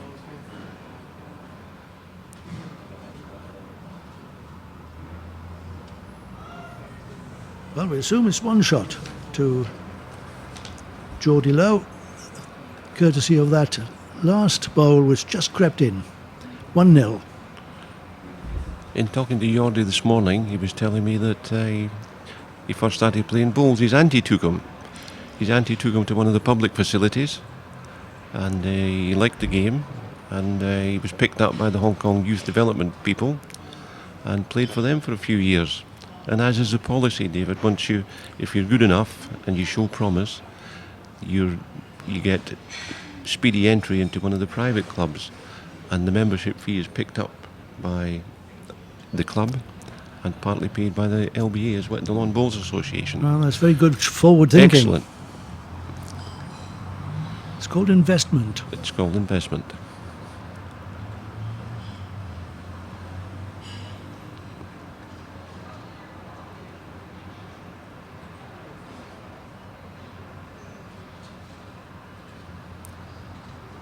He put down his marker, did Geordie Lowe, in the very opening game of this tournament, where he beat Chris Dagpin from the Philippines.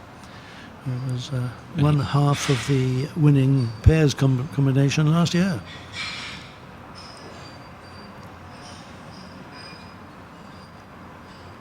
Andy Duncan, 26. He was captain of the Irish under-25 side for fully 6 years. So two young players with a great deal of promise here. So it's safe to say Andrew's a regular in the Irish team, is he, David? Yes, he is. Yes, absolutely. But it's his first visit here, I think. It is, yes. I watched him a few years ago when he captained the Irish under-25 side to victory in the Home International Junior Series back home in the UK. It was played in Derry, and Ireland actually showed the other three countries a thing or two, and Andrew was a very gracious captain on that occasion. But he got quite a bit of practice of being captain of that Irish junior team, and that's testimony to his character as well as his skill. Would there be one of the fancied pairings in the pairs competition? Well, I don't know whether I would go as far as to say that, but if reaching the final, and particularly if he won it, that would be a tremendous boost to his confidence. And they're a very compatible pair, Mark Wilson and Andy Duncan. Lives in Ballymena and plays outdoors for that Ballymena club. Indoors he plays at the County Antrim Indoor Club, which goes by the name of the Jim Baker Stadium. I think any bowlers watching will know the name Jim Baker as of old. World indoor singles champion back in 1984. And still going strong. Good effort there from Andy. But it's one to Geordie. Just lacking in pace. So two singles for the Hong Kong man. Member of the Craigengower Cricket Club. And he leads now 2-0.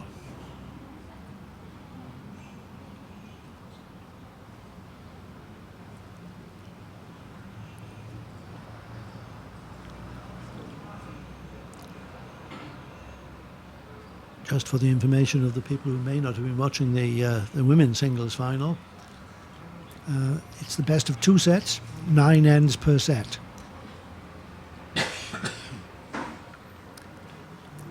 And of course a 3-end tie-break available in the case of a tie at one set all.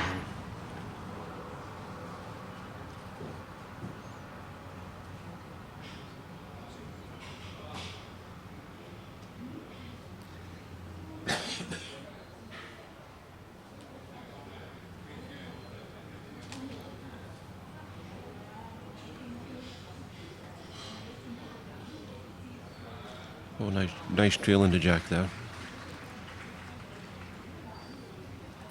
Stuck with it as well. Very good position.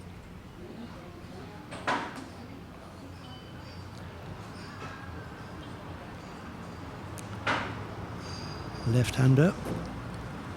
Geordie Low.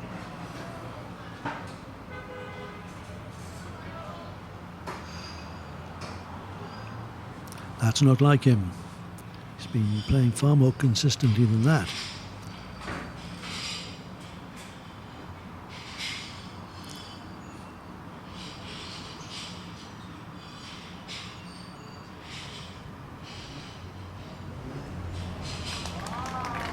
Another lovely ball. Yes, pretty to watch. Knowledgeable crowd out here in Kowloon.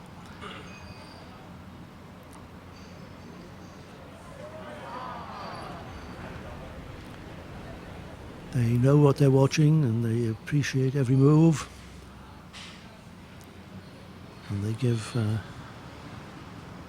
the right amount of applause to every good delivery.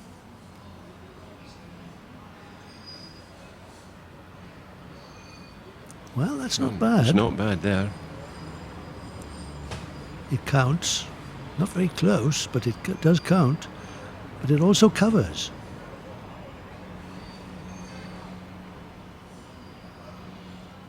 Yeah, he's quite right.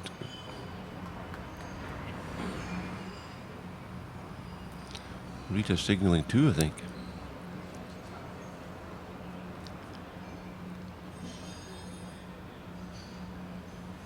Yes, that last ball just crept into third position. But no problems for Andy Duncan. To draw another one here. He's played a very good line on the backhand with his opening three. I don't think he'll be short with this.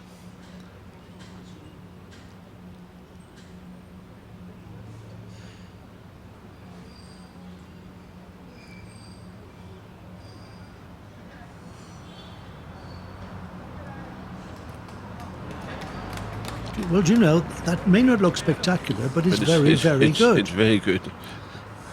A good length bowl, good enough to count 3 shots. It is to He Andy Duncan. he certainly didn't want to be tight that time. And with one bound, We have a new leader. yeah.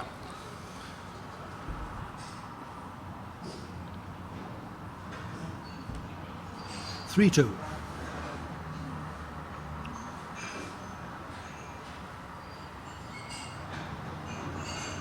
Three ends played in this Hong Kong International Classic final.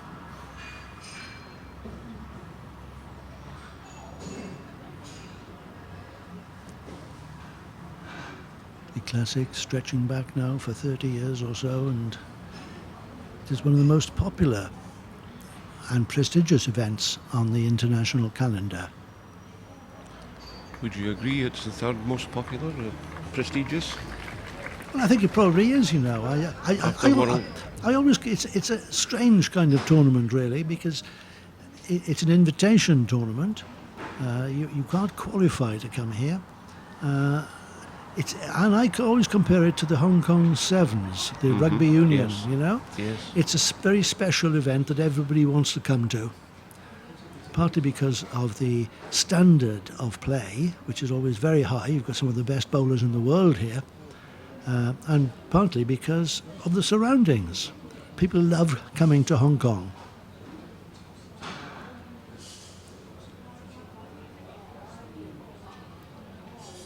Yes, there's some very well-known bowlers who picked up the singles title here. In fact, I bumped into George Snedden yesterday. He's a former winner. He's out watching how the Scots boys are getting on. Yes, of course, Scotland have provided quite a number of those previous winners. Thinking of people like Graham Robertson and Alex Marshall and David Peacock. Yes, and indeed. George himself.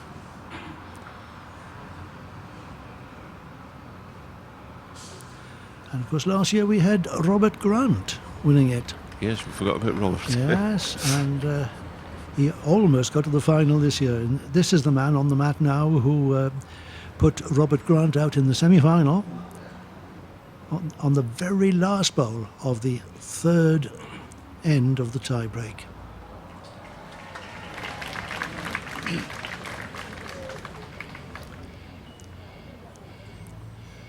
Very good drawing bowl from Geordie Lowe there. Just what he needed.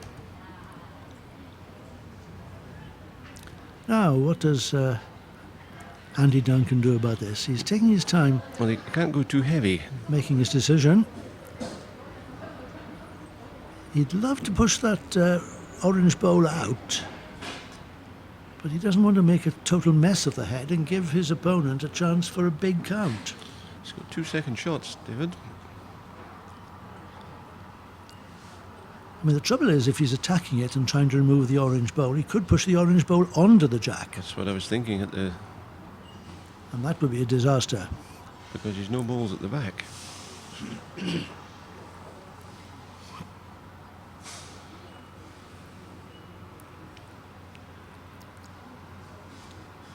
He may be content just to draw.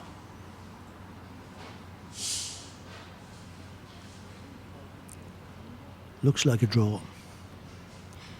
On the forehand. He's very, very well played. He's drawn the shot, hasn't he? If it falls, yes. That's a remarkable bowl. I think a lot of people would have been tempted to have a bit of a runner at that. But we pointed out the danger. And he was quite content to draw. And if you can draw like that, why not? As one shot to Andrew Duncan, unless Geordie Lowe can say different with this, the last bowl of the end.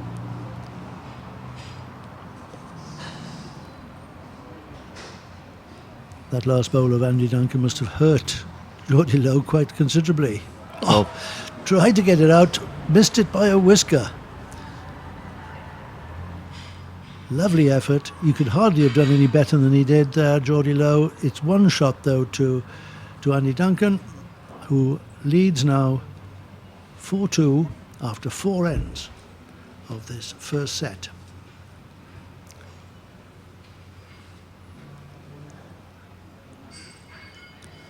The green jerseys behind Andy Duncan there on the bank belong to his compatriots. Mark Wilson. They'll make a very formidable pair in this week's classic pairs.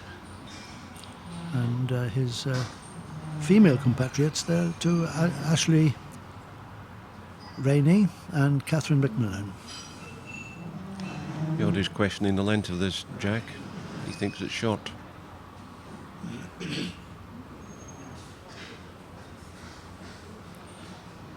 And the officials being invited to come on and check the length of the jack. We think that it's well up.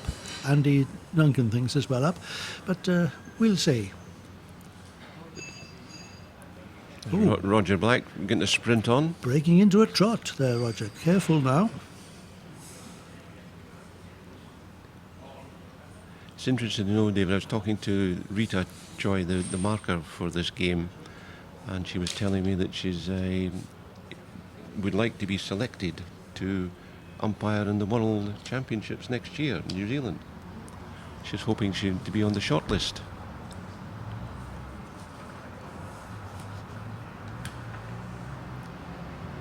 And she's an ever-present figure here in Kowloon. Has been for a number of years. I've never heard anyone complain about the way she officiates. Very... well, it's different from any other part in the world. Well, yes. Any other part in the world, David.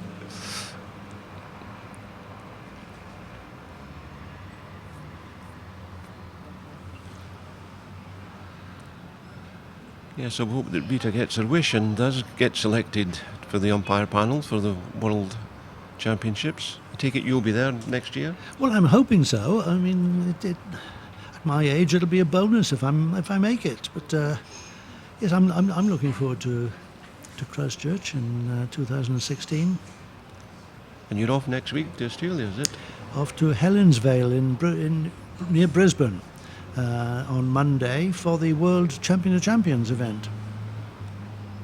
Then back home to the UK and off to Cyprus for the Atlantic Championships. I'll be home for Christmas. And home for Christmas.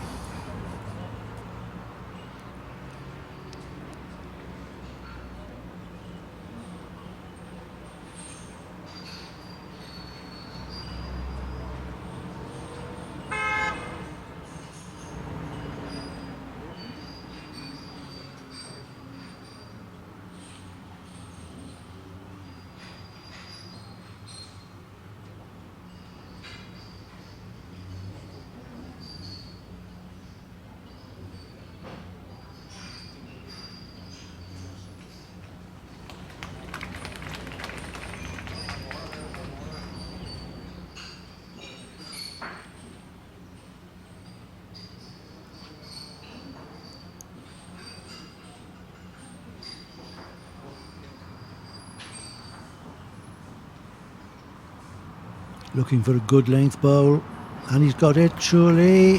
Has it stopped in time? There's not a lot in that. He's just having a look.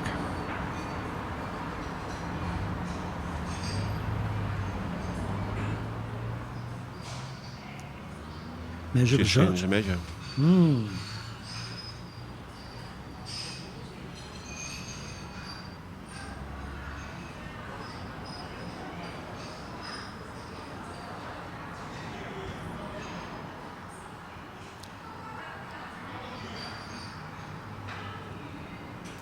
Another good line.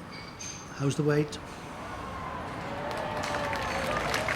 Well, perhaps a little bit unlucky there. He didn't really want to move the jack. He's got the shot, obviously, but I think it's only one.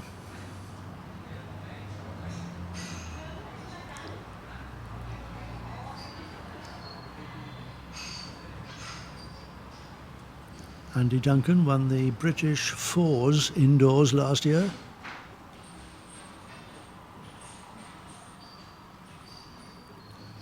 And took the Dutch Open pairs. That was in 2012 with Graham McKee. I don't think he's going to be short with this one. He's one down, but he's got the best back bowls.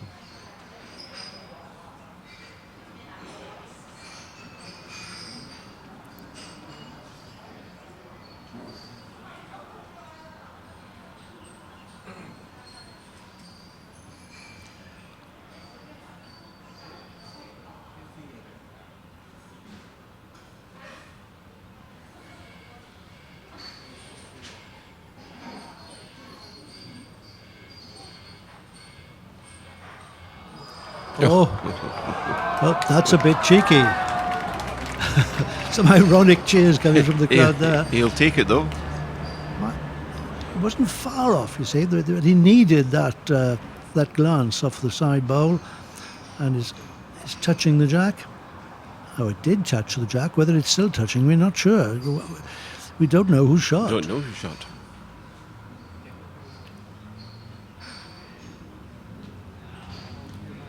Well, Geordie Lowe pointing with his toe what he's got in mind. If he makes contact with his own orange bowl, the jack will go out to his own wing bowl. Just that quick glance at the head there, David, look, possibly one to the Irish chap. Well, I think that's what he's going to play anyway. Make contact with his own orange bowl. He can't. I don't think he can take it out. No. He pushes it onto the jack moves out to the side, and I see. get Andy's the having shot. a good look. This will be an interesting measure. Tell us, Andy, what do you think? We got the long and the short of it there, haven't we?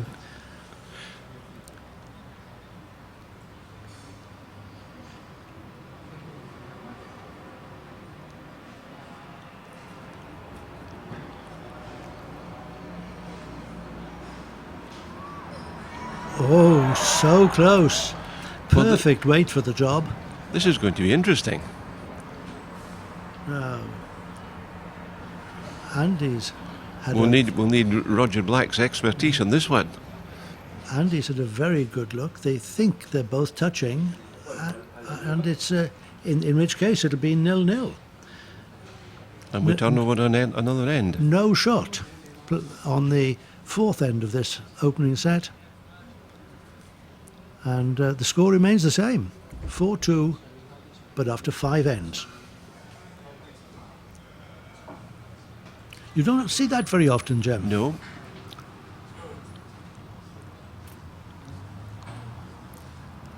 But when you do, the cry from one of the players is, "My bowl is touching more than yours." I'm surprised that they didn't call the umpire for that one. But both players agreed, David, so that's it.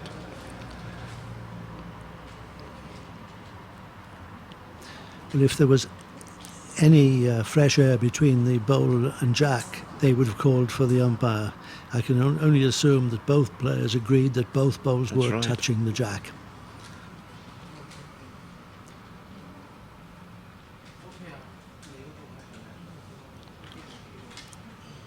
Well, certainly Andrew had a long look at it before Yes. the last ball was delivered.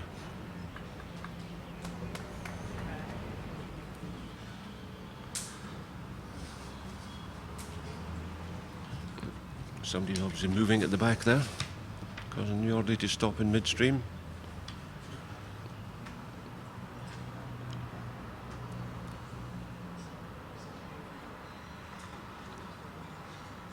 Still movement. Something's worrying him. I'm not sure whether it's movement on the bank or whether it's just getting his head right before he delivers it.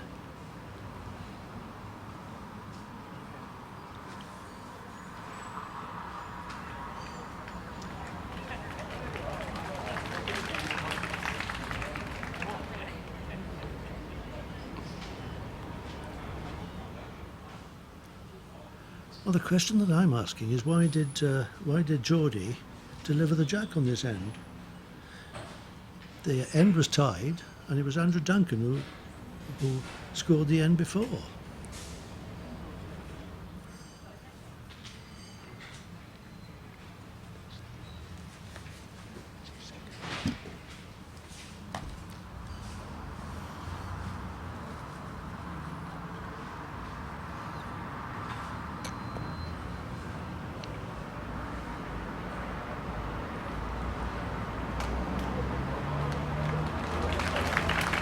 Good bowling from both players, building up good positions, good heads. Surely, Two. Yeah. Two to Geordie Low at the moment.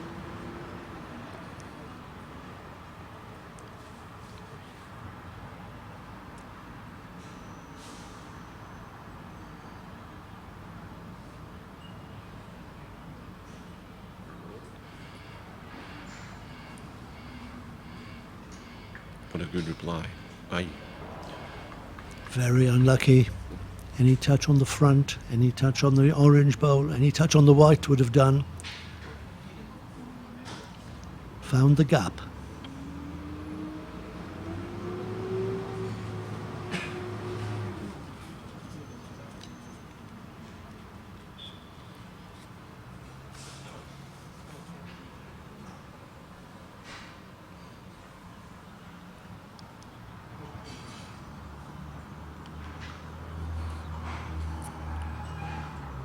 Oh, there's another one.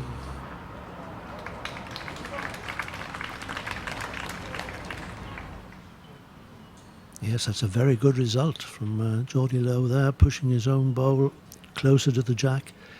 It's more difficult to beat now, setting problems for the Irishman. It may only be 2 shots, but it's a better position for the man from CCC.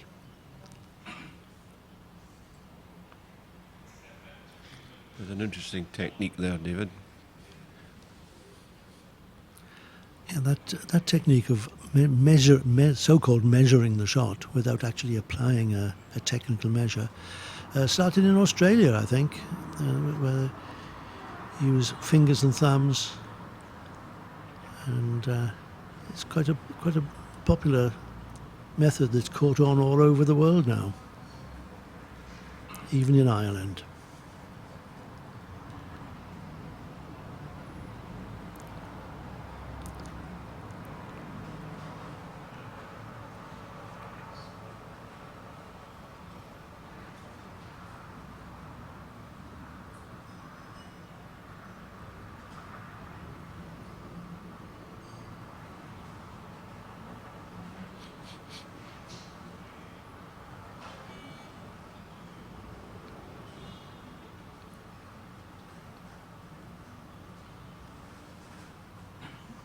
Problems for Andy Duncan.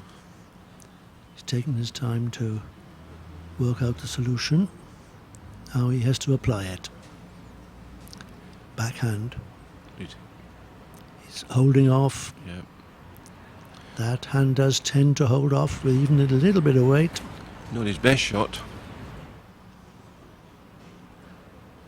I mean, you could see what he was trying to do, obviously. He could have rested the bowl on that hand. But finding the right line is not easy.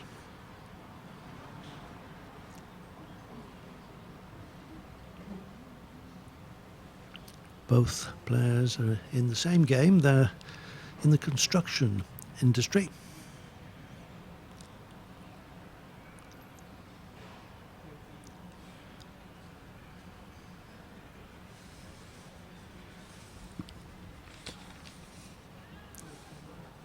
Geordie Lowe is a project manager.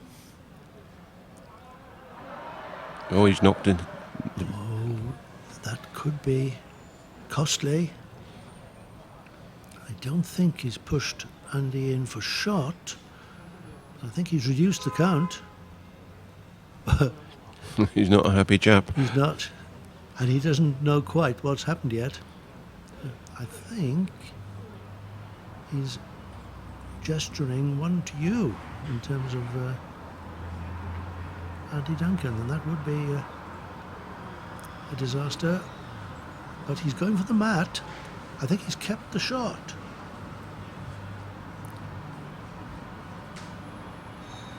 Well, there we are. You have it. CCC, that's Geordie Lowe.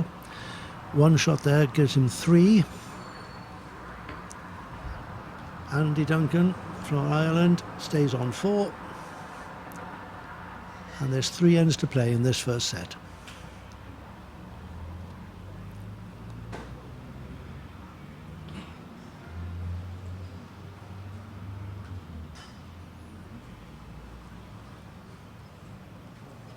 Oh, he's not happy. No, he didn't like that, did he?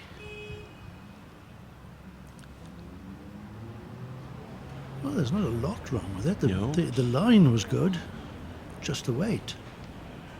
But he knew very quickly As soon as it left his hand, David.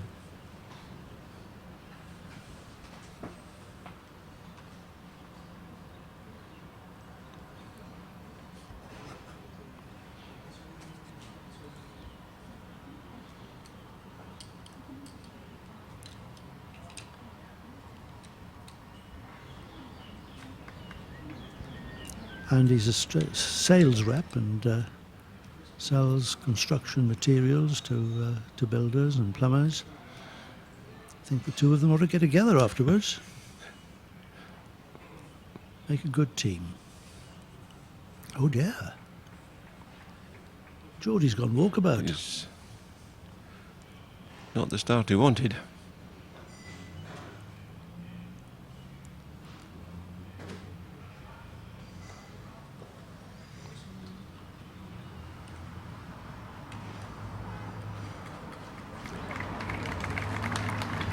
Andy Duncan quick to step in. A lovely ball.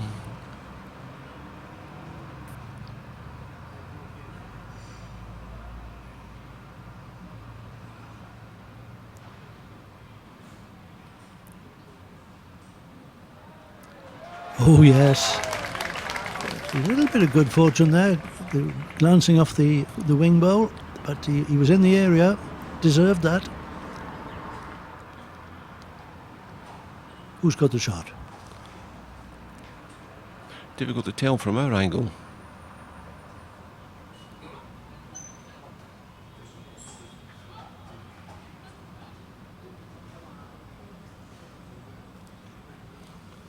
Well, we're not much wiser, but Andy Duncan got all the information he needed there from Rita Sheck at the far end of the green.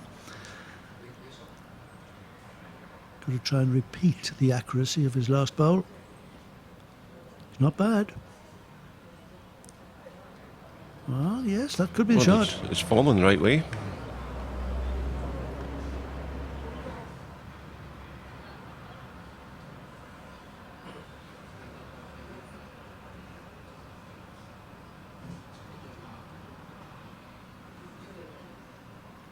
Well, things must look pretty difficult from the mat end. I don't think they can see the jack from the mat.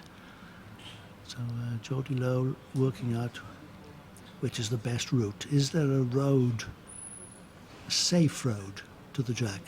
If he can come the forehand, you know, there's a big gap there. If he picks the jack up, he can make 3 shots.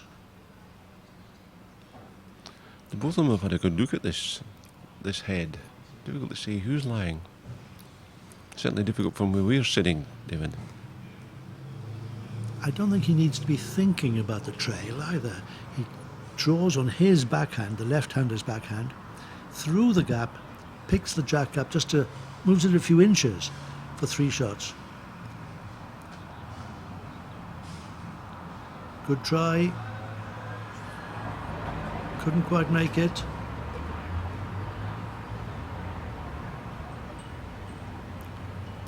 This is another one of these Australian measures.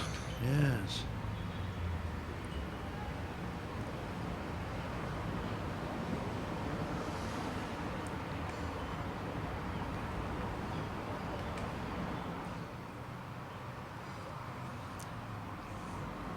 Well, it's the result of that measure. We'll call it a measure, although you're not allowed to measure properly until the end is over. The result of that measure depends what he's going to play now. Because if he's shot against, he might well go for that orange bowl and remove it for 2. That might be the best shot to play anyway. On his backhand, with weight, trying to make contact with the orange bowl. Not using a lot of weight.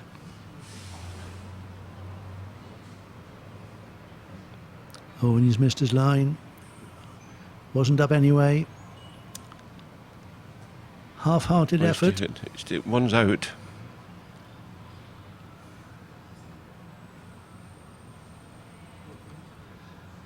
Well, it's a measure for 2.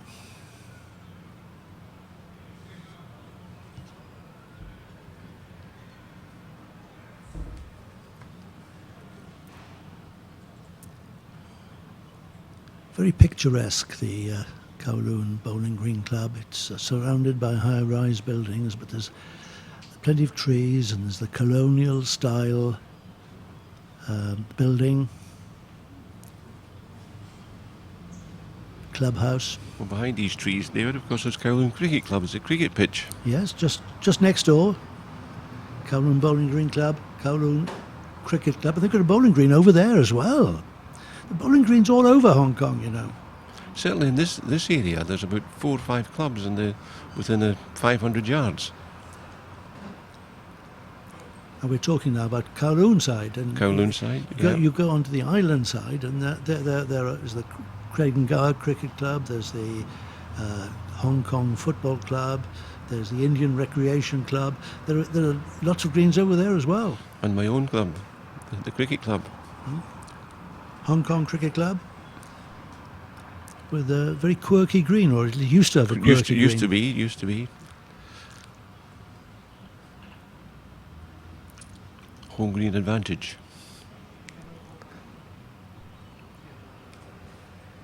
Now, of course, we mentioned Aptly Chow earlier on.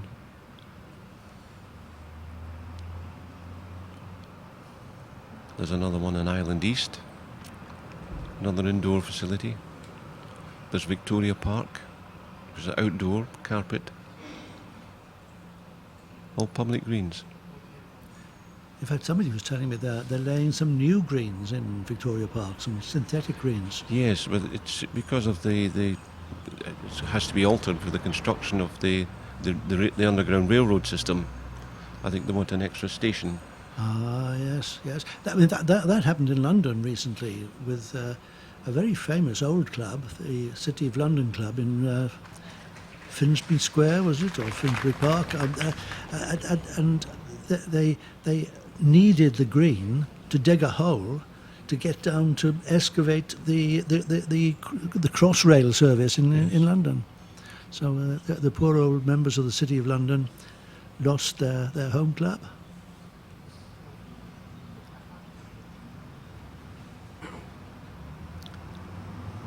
Andy Duncan, every sign that he is now getting on top. He's been the more consistent bowler so far. And having said that, he goes... It's a wild one.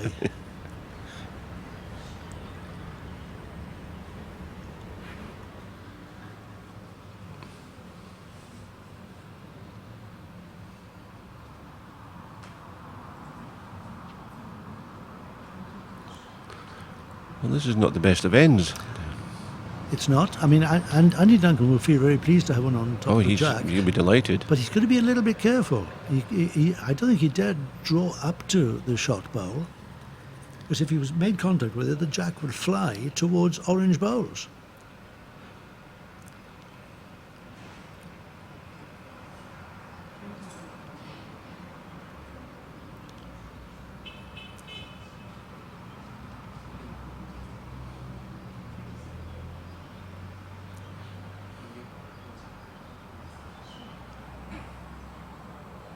Forehand, he'll be trying to get as close as he can to Geordie Lowe's nearest, just behind the jack. Not too close to the jack, and the shot, well, I'm not sure that that's good. That's not bad. It fell the right way. Yeah, and it's probably in the count, and it does cover it to some extent. I was worried from Andy's point of view that he might be leaving a target here.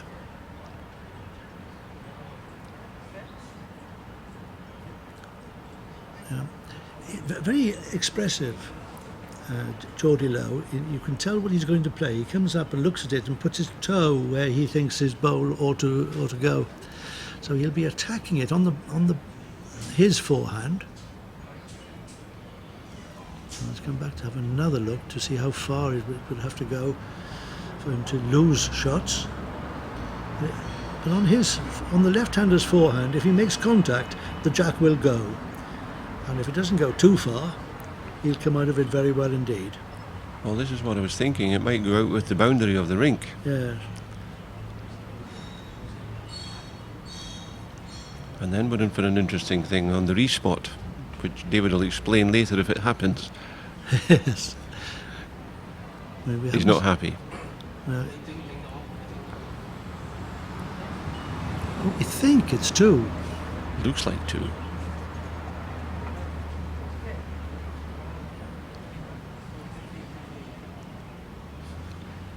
Yeah, I'm sure Geordie is there signalling two down,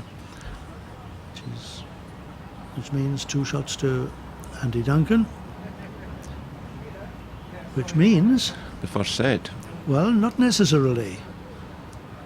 If it's 7-3, then they'll play the last end, and if Geordie Lowe can score 4 shots, it'll be a tied set.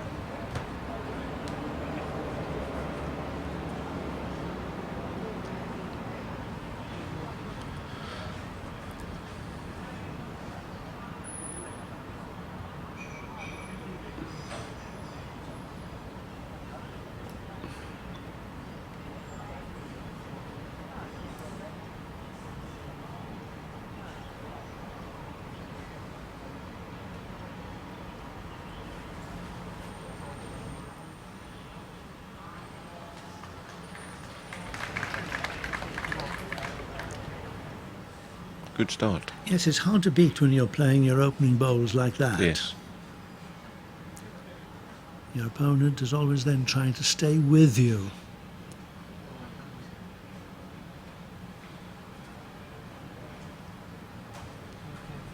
And I'm not sure that was the right thing to play. It looked as though he was attacking it. No need to attack it at that stage. You need something close.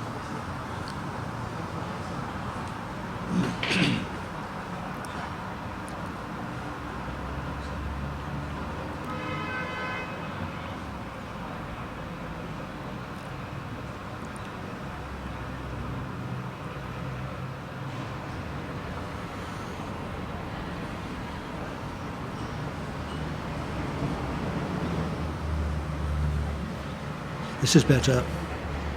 Oh, desperately unlucky. That gap was hardly big enough to allow a bowl through. Well, Andrew's certainly got to put one at the back, David. Yes, I suppose he has. Although, surely Geordie won't go on going for this jack. Yeah, that's the ball. Yeah.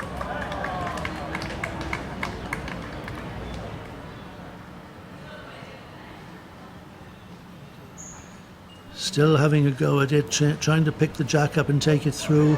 Well, he's got a good grouping here, grouping of 3. If it was possible for him to move the jack near those 3 and get his own last bowl with it, then he'd score the 4 that he needs to tie.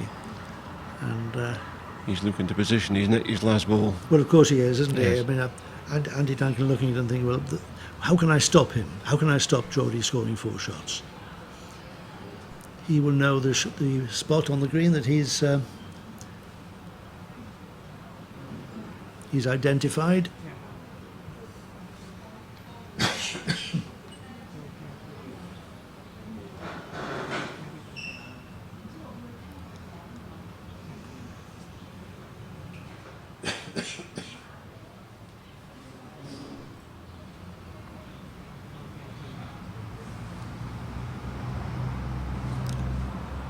Doesn't want to go anywhere near the jack at all. Well, he's not quite done it. No.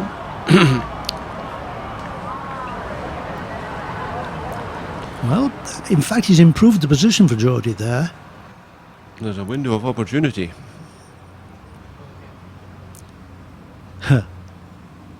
Rita Sheck there was signalling Four. that Andy Duncan was holding 4 shots, and so he is, but that's academic. If Geordie Lowe can pick the jack up and put it in the ditch, he scores 4 and ties the set. What a turnover that would be, 4 down to 4 up.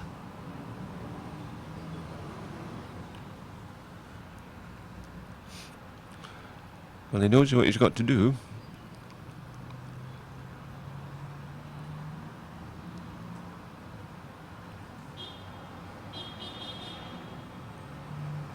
Well, here he goes.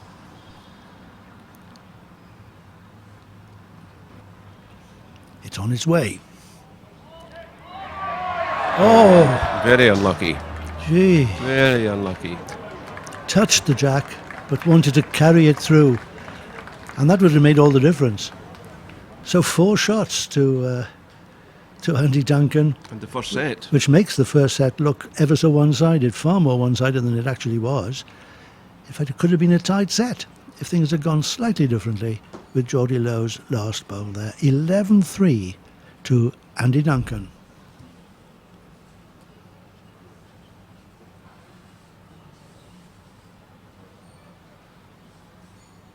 Bowl's now quite an international sport with between 40 and 50 countries playing it on a regular and international basis. We've had the best countries in the world here at the Kowloon Bowling Green Club for the singles and for the pairs next week. And while countries like England, Scotland, Ireland and Wales and Australia, New Zealand, Malaysia may be on top of the pile, there are a lot of other countries who are doing really well and improving their facilities and improving their players.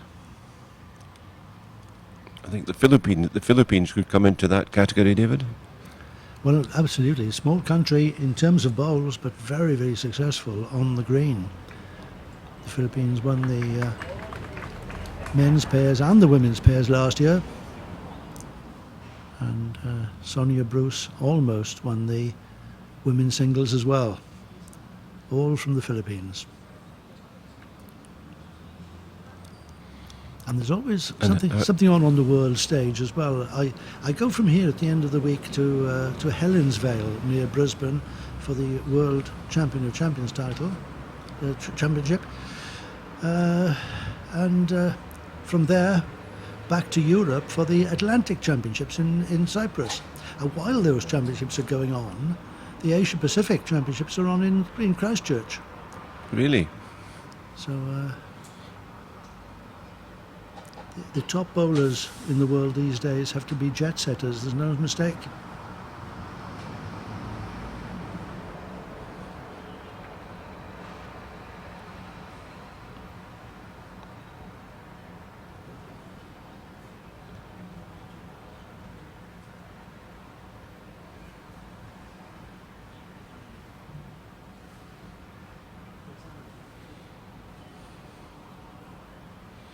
Well, that's another shot for the Irishman.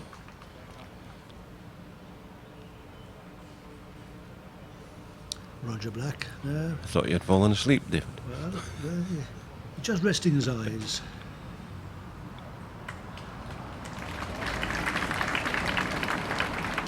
That, I would say, is the shot.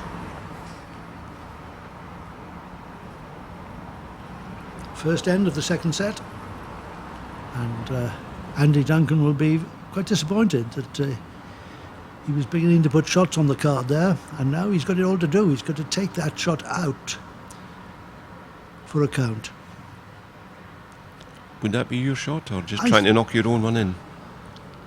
I think I'd go for the ball. Go for the You've ball? got to go for the juggler at this stage. First end, yeah. First end, second set. What a pickup that would be if he could manage to take this orange ball out and stay in his place for 4 shots. He'd be in charge of the second set. He's going for it. He's close. Oh, just didn't bend. The Irish girl's getting excited there. Yes, Ashley Rainey and Catherine McMillan sent a picture there. They thought he'd got it for a while, and so did I. Geordie Lowe's shot survives. Can he make it 2?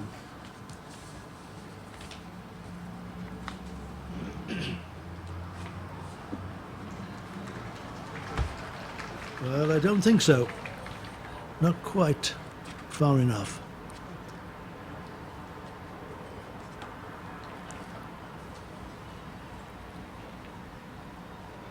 Here's the magic measure. The patent way of working out his shot.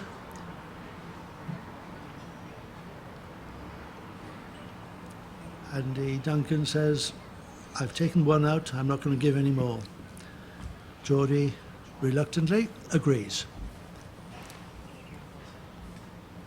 1 to the man from the Kowloon Cricket Club, who has surprised everyone this week with his talent and his ability to bring down the giants. He beat Christopher Dagpin from the Philippines in the first round, and in the semi-final he toppled the defending champion Robert Grant from Scotland.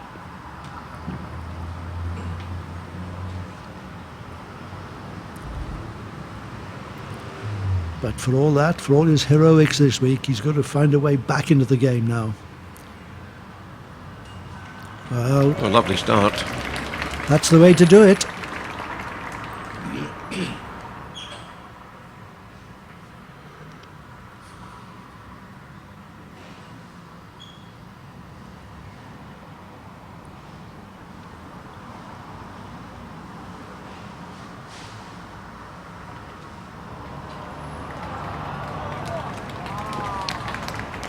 Good bowling.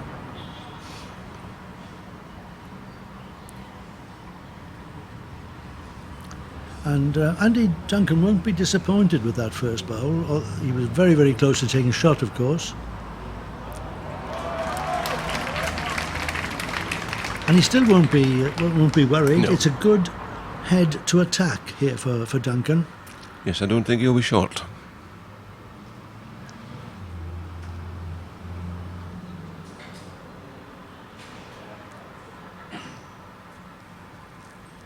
It's all about head building. You know, you're not looking to get the shot early on in the end. It's when all 8 bowls are delivered. That's when the counting is done. So as long as you're getting them close and building up ahead, then you're quite happy. He's good. He's very good. Unlucky. Cut it to 1. This is a good game, isn't it, Jim? Yes. Plenty of skill. Lots of conversion shots. A little bit tight. Yes.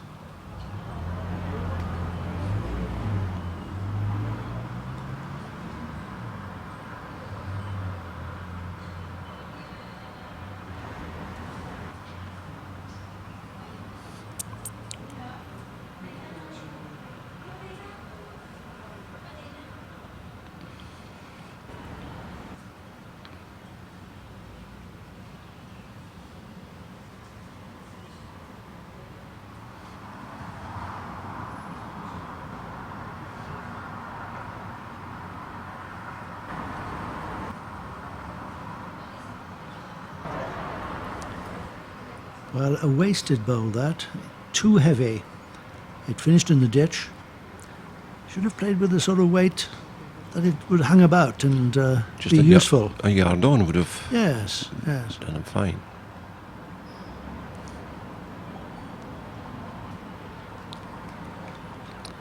That was an attempt to cover, I think, from Geordie Lowe there, but it hasn't bent far enough. There's still room round it on the forehand, especially if he comes off the wing bowl. I mean, the shot's still there that he wants to play. He can get the orange bowl out clean, or he can deflect off a black bowl and then take the orange bowl out. So there are chances here. It's a percentage shot, played with weight, down the forehand.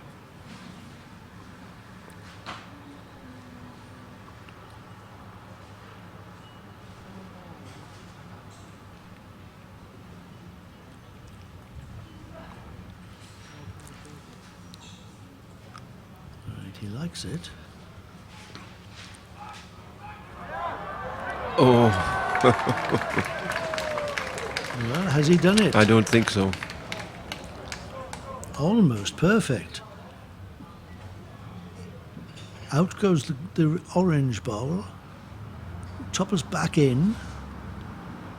Could be a measure of a shot.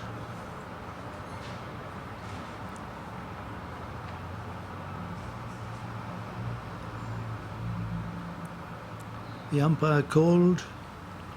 I have a suspicion that Andy Duncan called the umpire there more in hope than expectation. It certainly looks that way.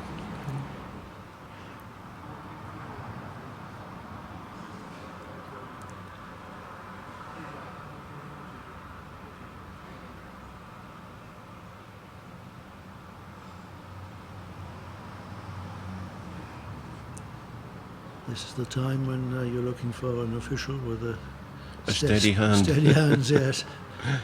Yes. The umpire there is Bob Peace from Australia.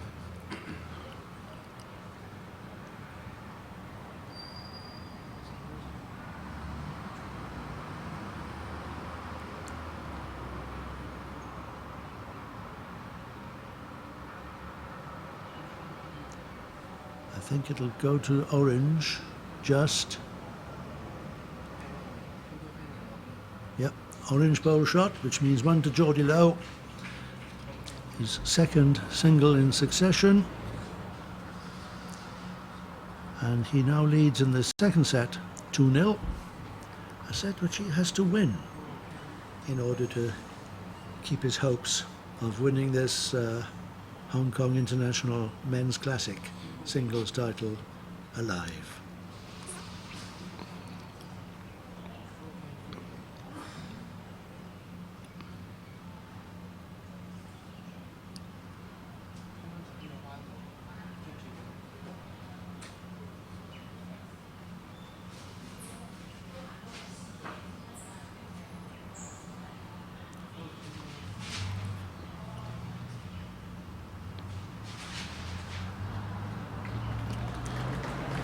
Nice start.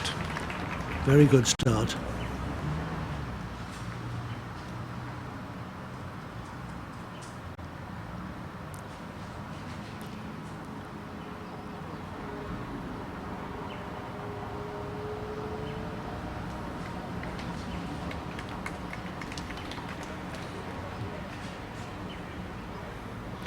And a good response.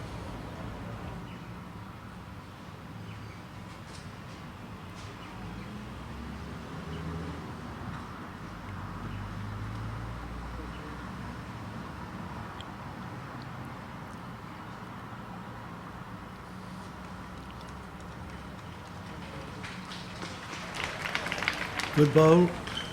Slightly unlucky to move the jack.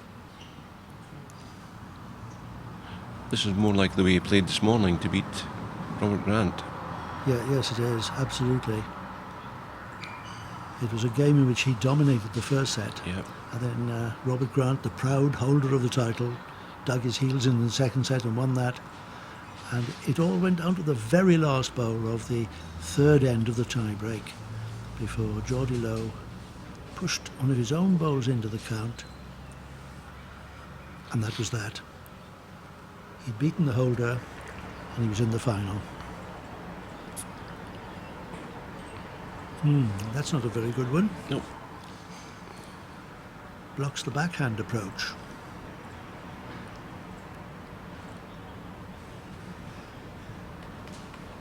Oh yes. Good bowl. Good bowling.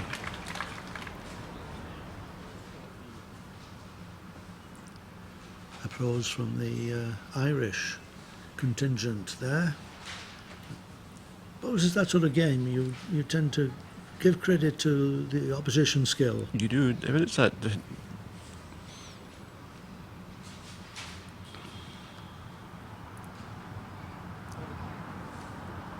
You may be calling them all the things under the sun, under your breath, but you find it possible to applaud. Oh, look at this. I think we can all applaud that. Great bowling from Andy Duncan. Has he got the shot? It looks like it from here.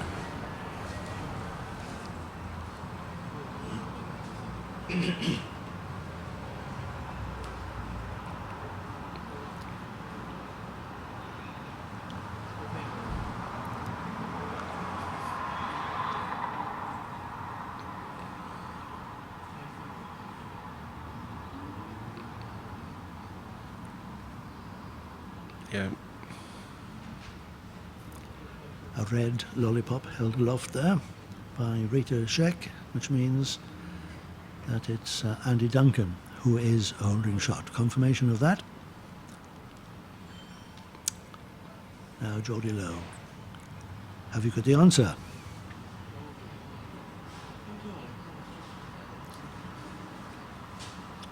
Well, I think Andy Duncan realised that that ball was wide and heavy at an early stage, and he started away from it. And I think he'll probably take one here. Surely. He's having a good think about it. It's like one of these old quiz things. Should he open the box? What was that? Take your pick. Take your money or open the box. Yes, take your pick. Yes, take your pick. Michael Miles, wasn't it? That's right. Oh, those were the days. We're showing our age now, Jim. I think my dad told me about it. Yes.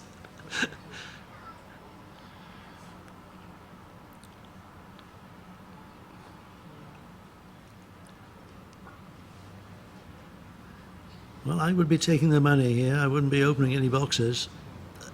Oh, he's coming back to another look. There's so much doubt in his mind. He mustn't play this. Take the one. Take what you've got while you've still got it. Don't give it away.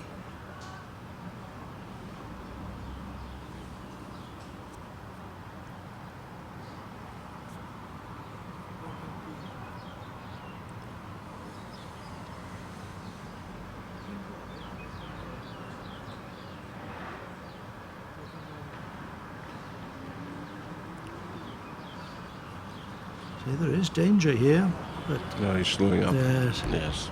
Very wise. Take the one. Little fish are sweet, so they say.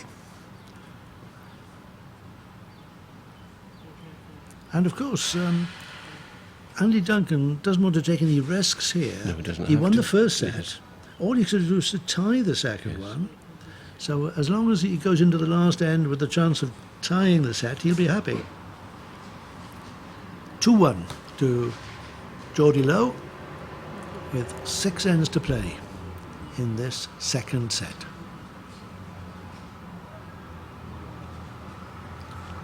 Questioning the length of the jack again. I think it's well up.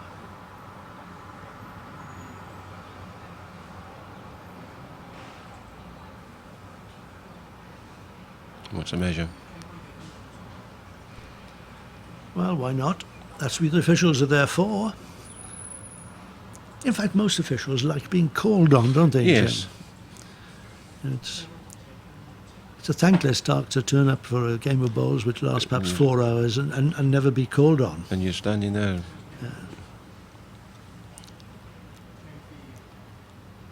Short. Oh, short. I thought it was a good call. I thought that was up. But, there we are. It was less than the 23 metres that it needed to be. And the right of delivering the jack passes now to Geordie Lowe. He dropped his head there for some reason.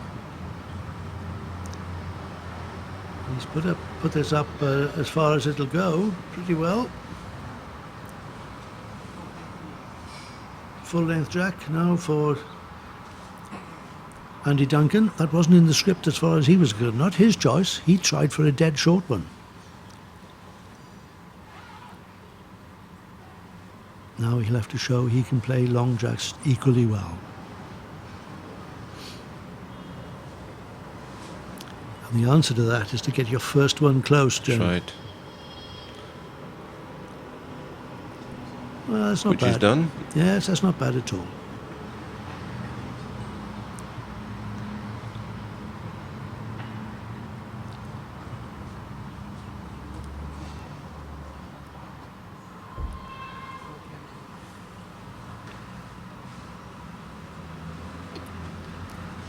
Unfortunate. He had a bit of weight on there. He did, didn't he? Surprisingly. Yes.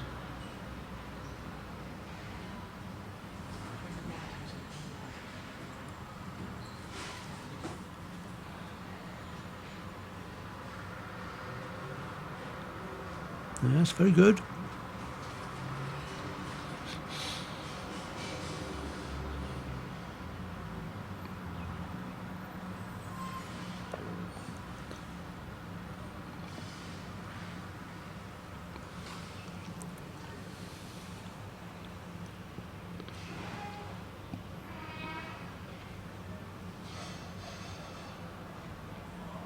Excellent.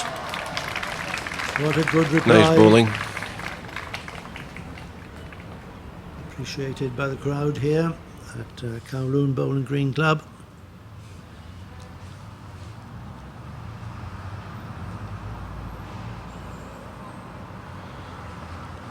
There's Andrew asking an awful lot of questions of Rita. Because under the rules of this game, they're not allowed to visit the head until after they've played their third bowl. Unless I believe they get special permission, for that. Yeah, you can always ask the marker if things are getting interesting. You're very rarely asked though, David. No. Very rarely.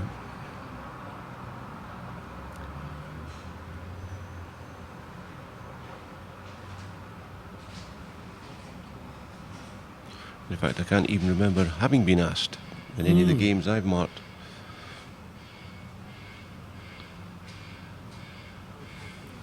Well, in World Bowls Tour events, which are televised in the UK, players do ask on a fairly regular basis, and I only remember one case where he's been refused permission, and that raised a few eyebrows. Well, I was going to say, it's strange to Yes. turn down the request.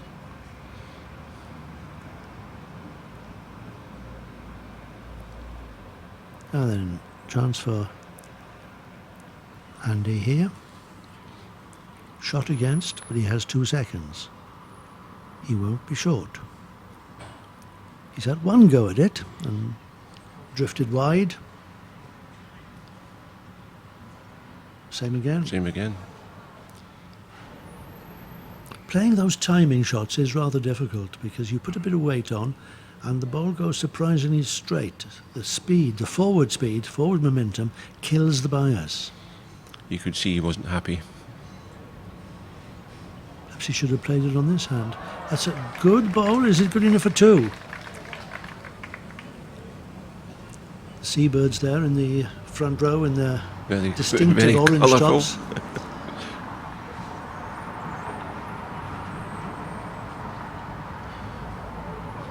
2. It was 2. Very good last bowl then from Geordie Lowe, gaining an extra shot. 2 shots to him. 4-1. Second set.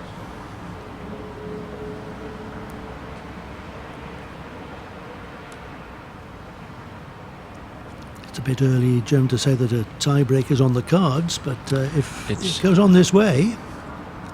After 4 ends.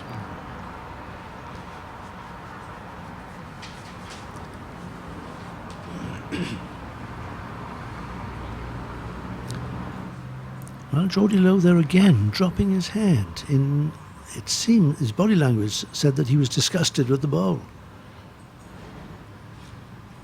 Missed his line by a fraction. Wasn't bad for weight. But he knew very early on that something was wrong with it. It's an annoying feeling. No, you don't do it deliberately. Can I have that back, please? Have another go? What a good ball this one is. Yes, Andy Duncan punishing Geordie Lowe there for a loose opening delivery. Gets straight in. The door was ajar. Oh, he's not happy with something.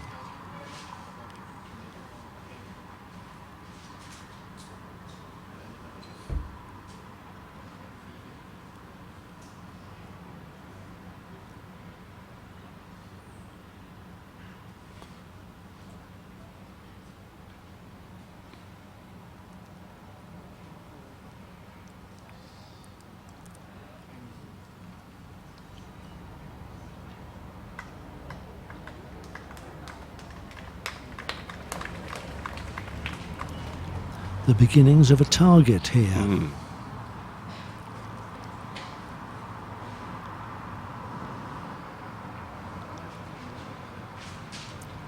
Oh dear. That's a really bad shot. Possibly even blocks the drive if he wanted to have a go at it next time. There's something there halfway down the pitch. There's obviously someone moving in the bowler's eye.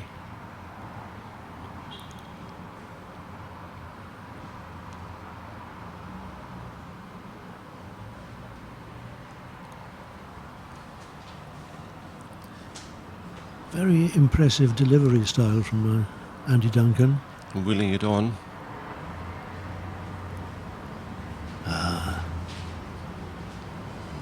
Not too happy about that. No.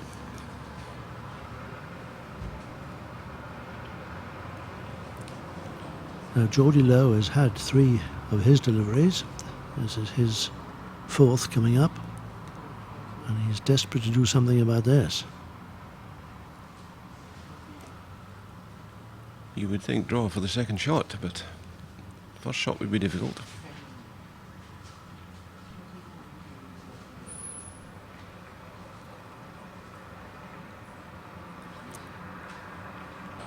Well, the obvious shot is the forehand shot. Is he having a go for this? Something's disturbing him.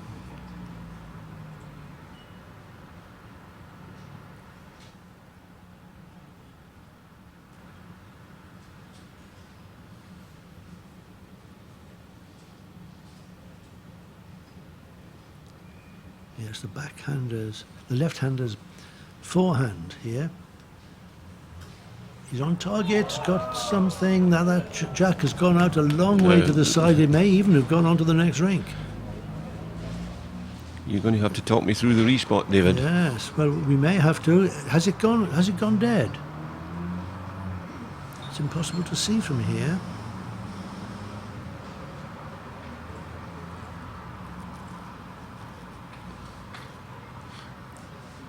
Obviously the jack's on the respot. It's gone out of the rink and they've respotted it.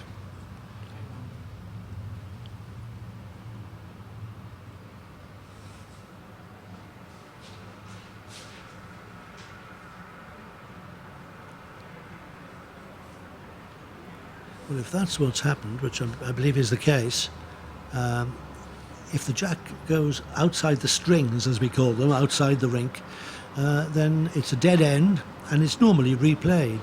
But in order to save time, the jack these days, in a lot of competitions, by local rules, is respotted. And the spot that it's put back on here, in this Hong Kong International Classic, is the tee. Centre line, yes. On the centre line, 2 metres from the ditch. and that's where it goes. And it worked out not bad for Andy Duncan. He still holds the shot. He was two, remember, but I think he's only one now. But a chance to make it two. So this is very much a local rule. You don't get this in every tournament. It's increasingly popular. A lot of tournaments are using it now.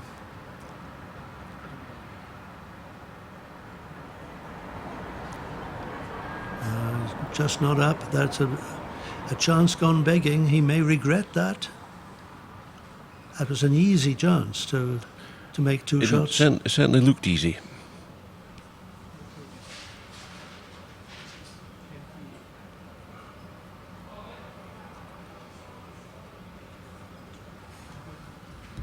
So 4 shots to 2. Geordie Lowe leads in the second set with 4 ends yet to play.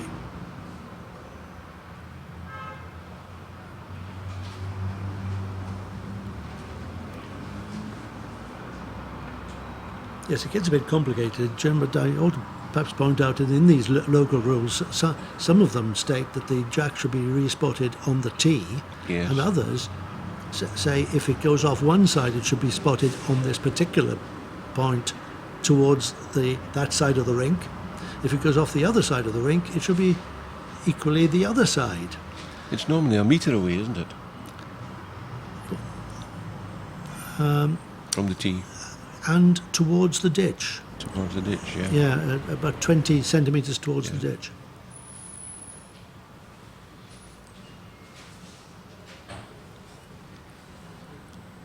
But that doesn't have to worry us here. And we don't often see the jack go dead here, I have to say. That was a rare occasion. Andy Duncan took the shot out of it and leads 4-2.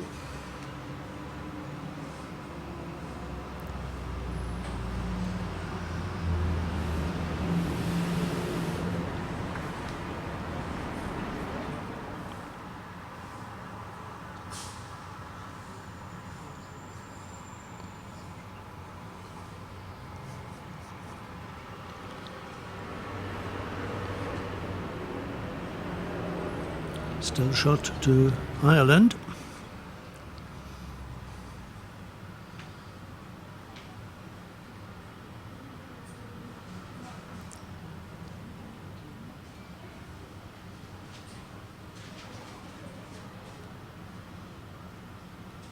We won't be happy with that one either. That's about 2 yards short. And no reason to be short at all. None whatsoever.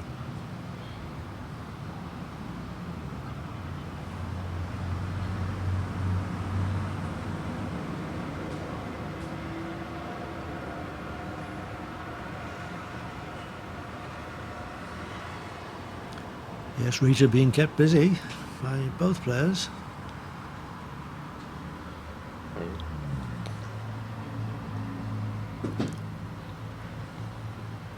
Well, this is a strange shot to be playing. What was he trying to do? No idea, David.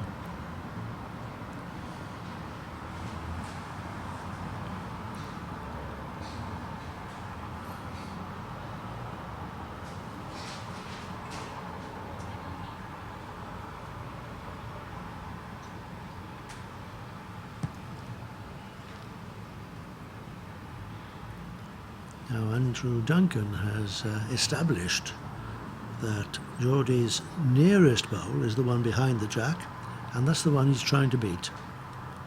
On his forehand, he's still not out. Still shot. Oh, 3 very short bowls on this end for Andy Duncan. He'd be lucky to get away with this.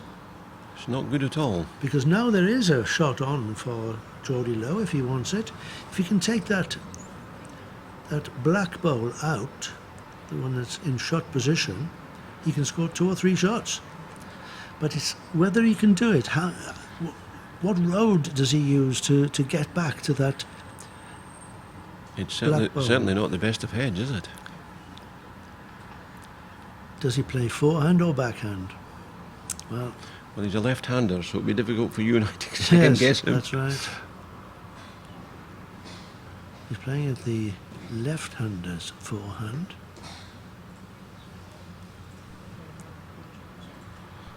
If he's confident, he... Oh, he you doesn't dropped his head. No.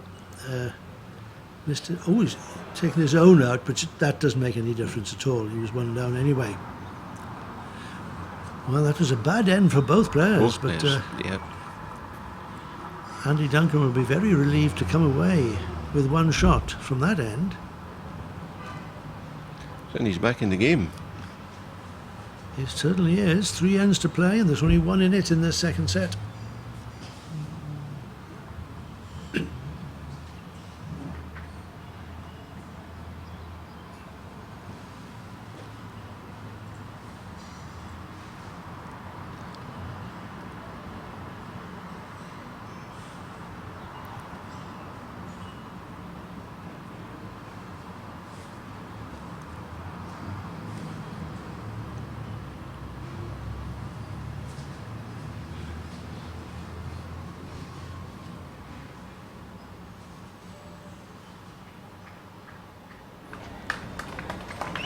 Excellent start.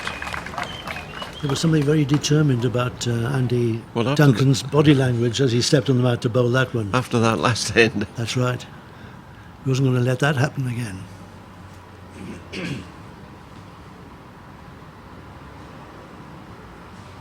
Normal service is resumed as far as both players are concerned. Very good reply from Geordie Lowe.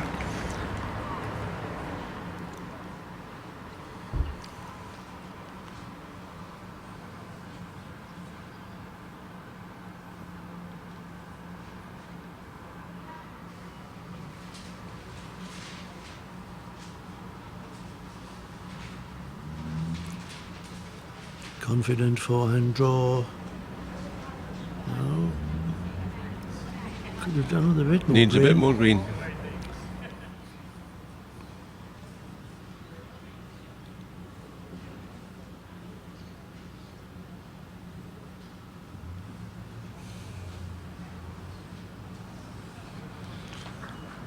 A little bit of a target. Yes, that's not a very good bowl from Geordie Lowe.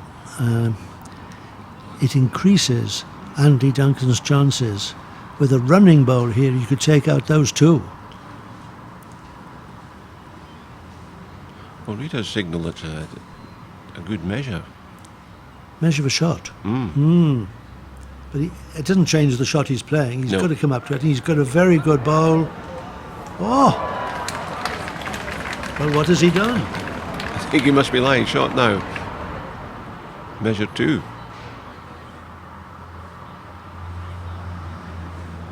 That bowl bent very quickly. I thought he was going to... Well, perhaps it was a little bit short of the weight that he intended to play. A little bit more weight. He'd have got those 2 orange bowls out, sweet as a nut. Still, it's a good head for Andy Duncan and a difficult head for Geordie Lowe. He's got something. Oh, well played. Oh, he's got 2 shots out of it. He couldn't have played a better bowl than that. And it was Andy Duncan who was first leading with the applause for that. Very gently parts the bowls and comes in for 2 shots. Well bowled, Geordie Lowe. I don't think the Irishman will be short here. I think this is probably the best end we've had in the match so far. Well worthy of a classic final. But pretty obvious what Andy Thompson, not Andy Thompson, he's somebody else, isn't he? Andy the Irishman here, up on the forehand with a bit of weight, very similar to his last bowl. He can use more weight if he likes. It's almost bound to get a result.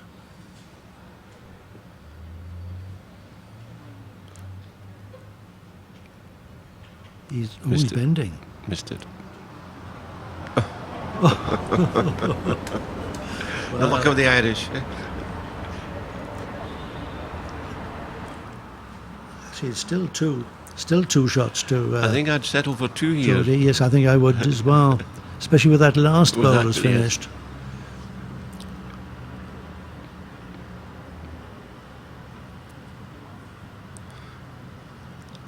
He certainly doesn't want any movement on the jack. If he keeps the 2 shots here, he goes 6-3 in front. And surely that's all he can hope for at the moment. But put him in a good position.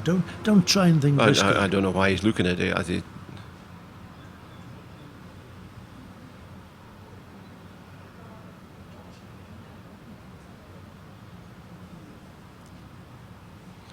if he's going to come into the head and look for 3.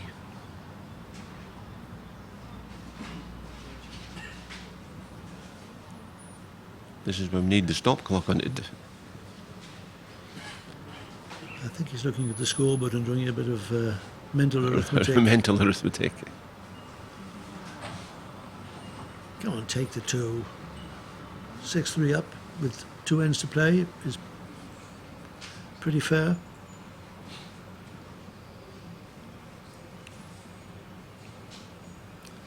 I'm very surprised that he's going back to the mat to play this bowl.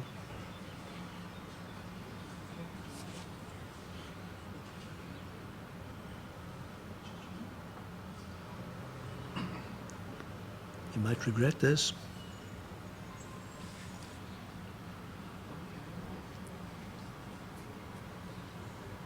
And he won't do any damage out there, I don't think.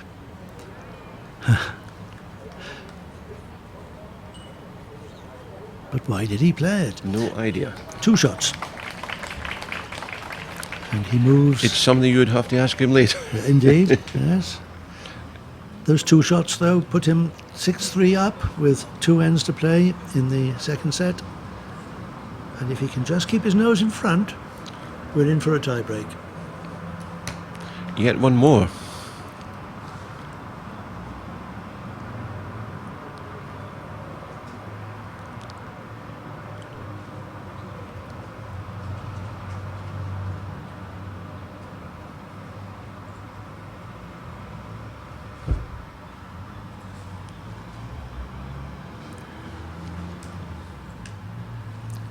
Geordie Lowe from the Craigengower Cricket Club what's he done now?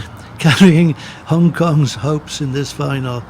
But he's so demonstrative, isn't he? If he doesn't get the bowl away right, he shows us how cross he is with himself.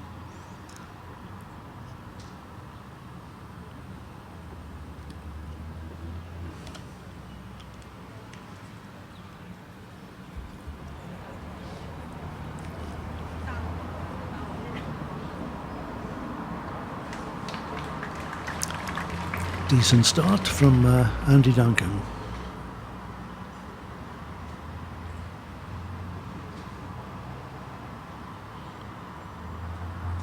We haven't had too many full-length jacks today.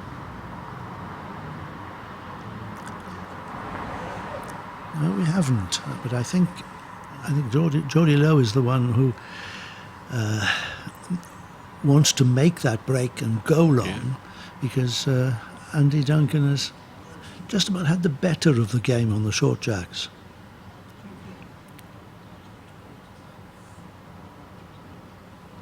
Not good.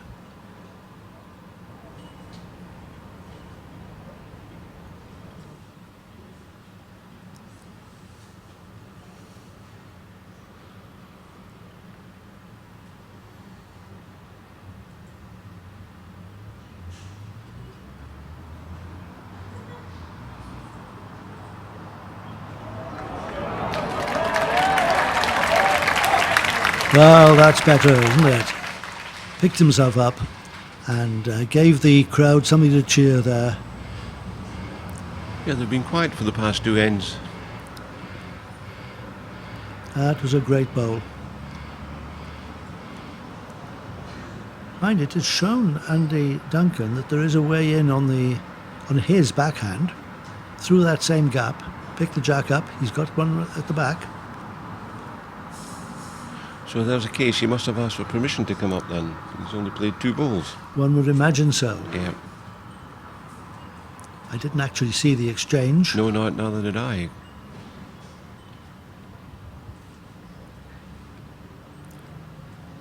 Perhaps they're being a bit lenient because this is the final. Probably.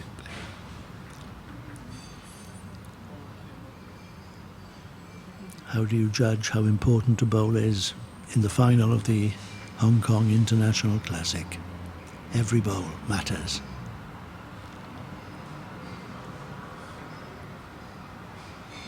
Well, he's chasing this one. Oh.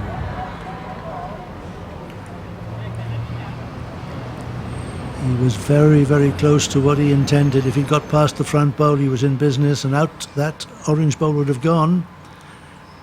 As it is, it's still 1-2, Geordie Low. This could be quite an interesting finish. This head.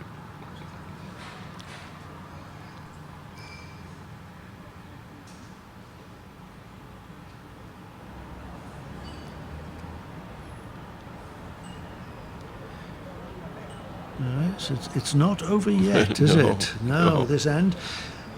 Because I think my feeling is that if Andy Duncan can repeat exactly the bowl he played last time, he'll get that orange bowl out. And it's 3 or 4. I think 3. He can do it on forehand or Yes, backhand. Yes. But he was on target last time, and he was blocked by a short bowl. That bowl isn't there Right, so- anymore. no.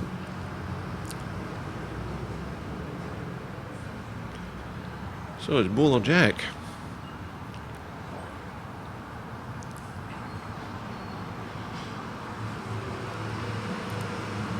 Now he will realise how I important this is. I He's don't one think he'll be himself up. short. I don't think he'll be short. Well, it's not an all-out drive. Plenty of weight behind it, but not a drive. Not got it. Oh dear. Misjudged that. Didn't come back with the weight. So, Probably it would have been better for him to go at it, but plenty of weight, Yes. almost on a straight line. Those timing shots are very difficult to play. so 7-3, last end.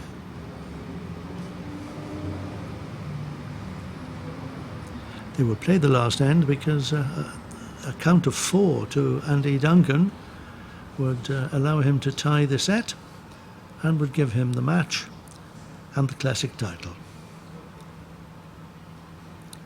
It's a lot to ask, 4 shots. But as the semi-final showed, he's done it before. He achieved it, yes, this morning in the semi-final against Blake Signal from New Zealand. That was quite remarkable. That was a tie break. And Andy Duncan was 3-0 down after the first 2 ends of the tie break, and surprised us all by scoring a 4, a well taken 4 on the last end to win the match and earn his place in the final. The chances of a 4 don't look very strong Not now. here. Not now. Ah, this is good. Well played.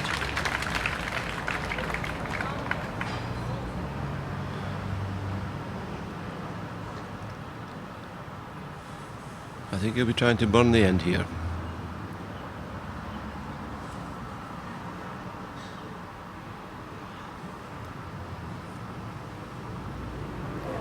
That's it. They can stop play now. Stop play now. Yep. They don't have to continue this end because it is now impossible for Andy Duncan to score the 4 shots that he needs to tie the end and win the match. So I don't know why they're going on. Neither do I. The umpire should call them off at this Well, stage. I think the local rule was if it can't win, that's it, finished. That's it, absolutely, Yes. absolutely. I think they've all forgotten about that. It's not natural for players to give up during the course of an end, but if that's the rule, that's what they should be doing.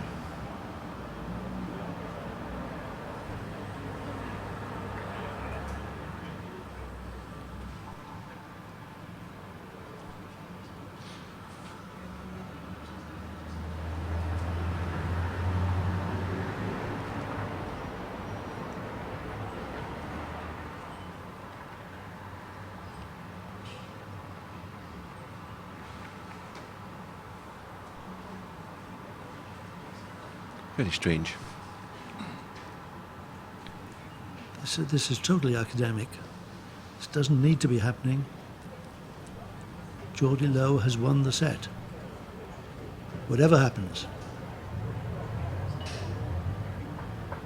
But Yes. he doesn't need a back ball, does he? Guys? So, There we are. we're in for another tie-break, David. So two shots there to Geordie Low. He wins the second set 9-3. Well, what a game this has been. With Andy Duncan winning the first set 11-3. Geordie Low winning the second set 9-3. And we're into a tie-break. This is what all the crowd wanted. Adds to the drama. And nobody can argue it is the right thing. Both players deservedly winning one set apiece. All depends on the next three ends.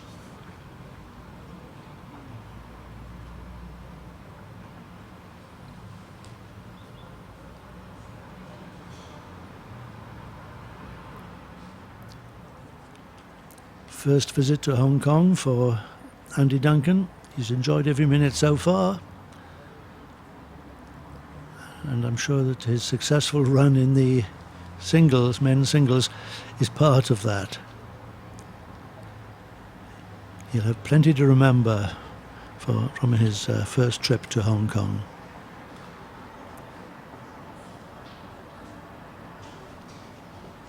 So we can forget everything that's gone before. A fresh game.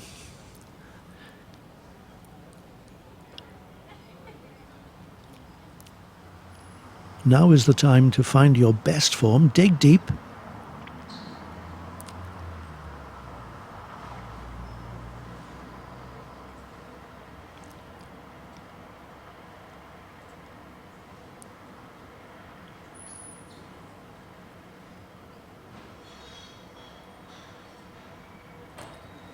It's now head to head.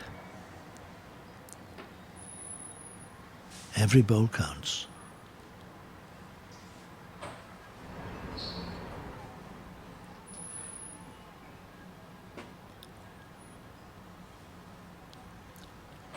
Disappointing opener for Ireland. Geordie Low looks on track. Oh, well played. Brilliant start.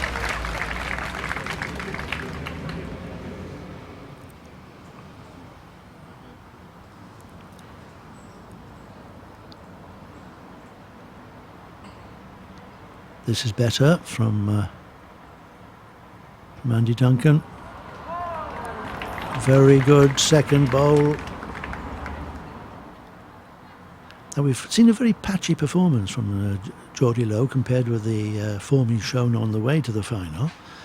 And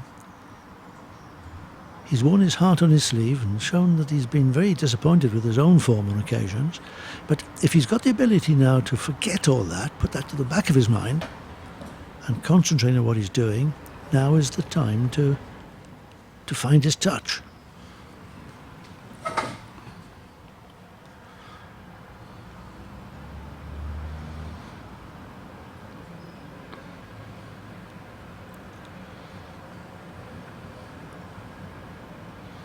Good ball here. Oh, very unlucky. Yes, he could hardly have played a better bowl than that. Looking to pick the jack up, just tucked it round the corner and made it safer.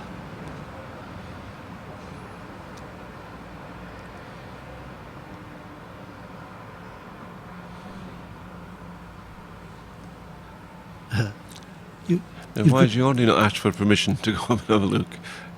Well, you have to ask permission to go up, but you Yes. don't have to ask permission to walk away. alongside race. Oh, he's asked permission. He's now asked permission. All is well.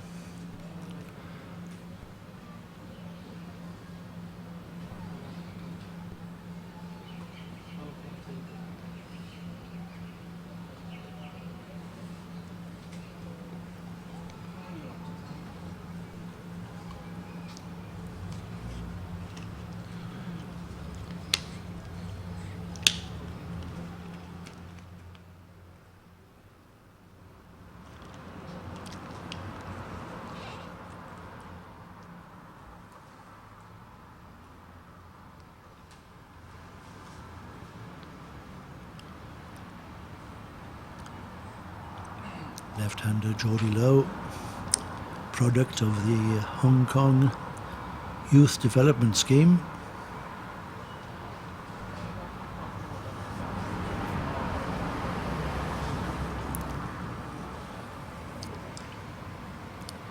I wonder when he took up bowls first and was one member of the youth, whether he ever envisaged himself playing in the final of the Classic.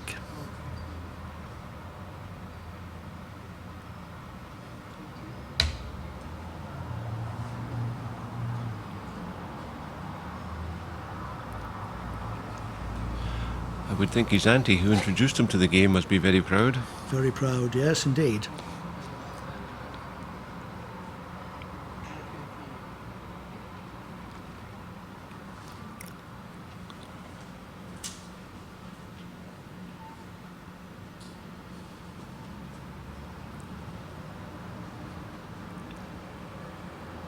Taking a bit more time now, aren't they? Every bowl has a gravity to it. Well, he's not short. He's very good. He's got something. Oh, very unlucky. Yes. He thought, and I thought too, that he'd got it just right then. Yes. Got his own bowl going away, which was spring out the orange bowl. But it just didn't go.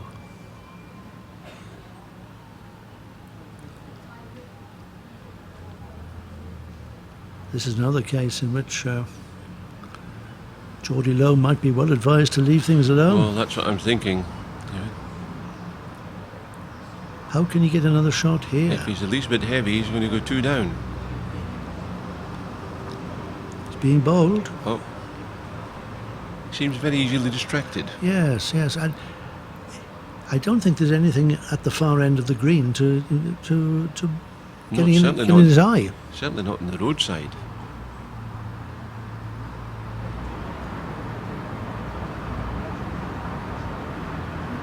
Well, it's a very good attempt. Perfect weight.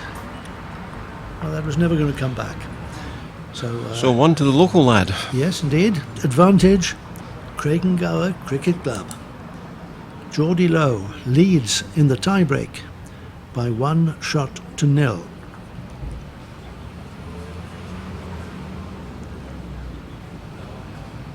A reminder that in the tiebreaks all shots count. You can score 2, 3 or 4 shots on the tiebreak ends.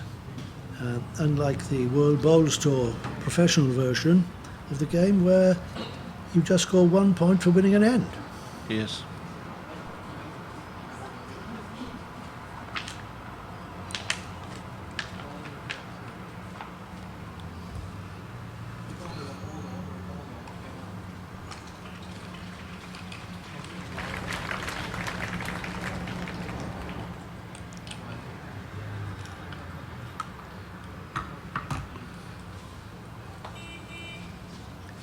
This is exactly what happened to Andy Duncan in the semi-final.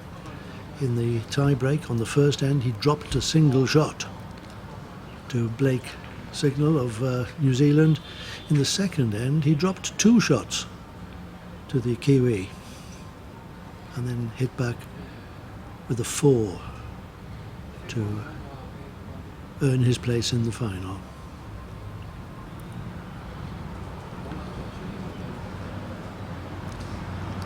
He doesn't want to do the same again.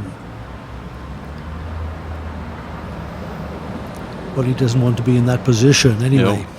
No.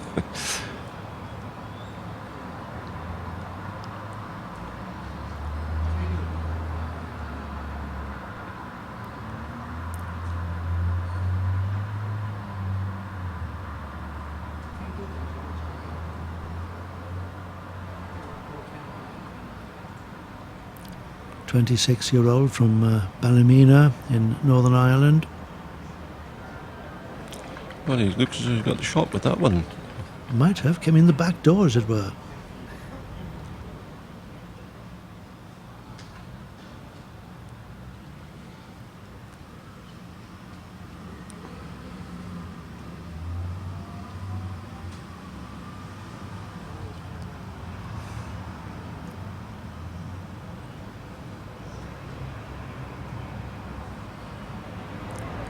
That's not what he wanted. No.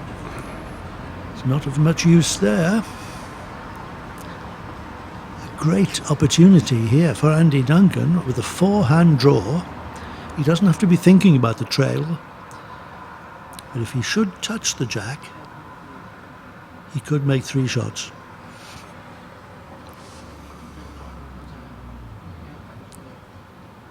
Oh. There must be some movement. Seems to be playing this on the backhand as well. If I were him, I'd be playing it on the forehand, but he'll have his reasons, no doubt.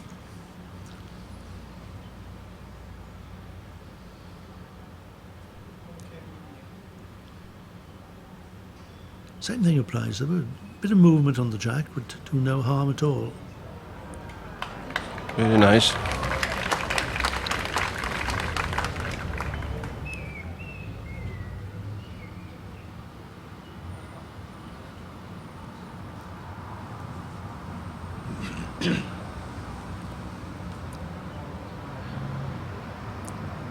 Well, we're certain that Andy Duncan holds 1 shot.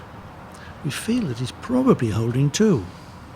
From where we are sitting, it looks as though it could be.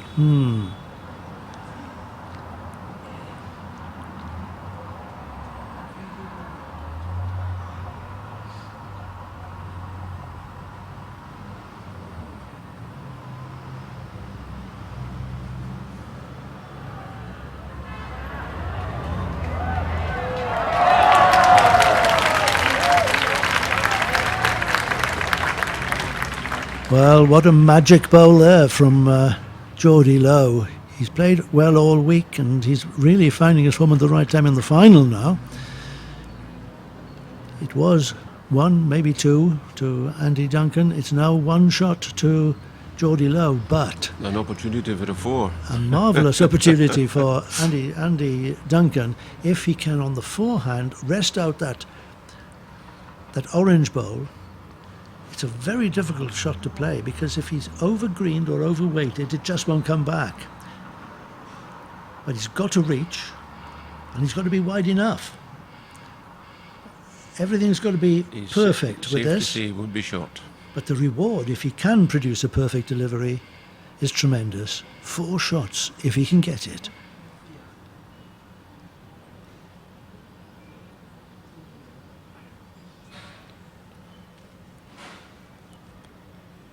Does he like it?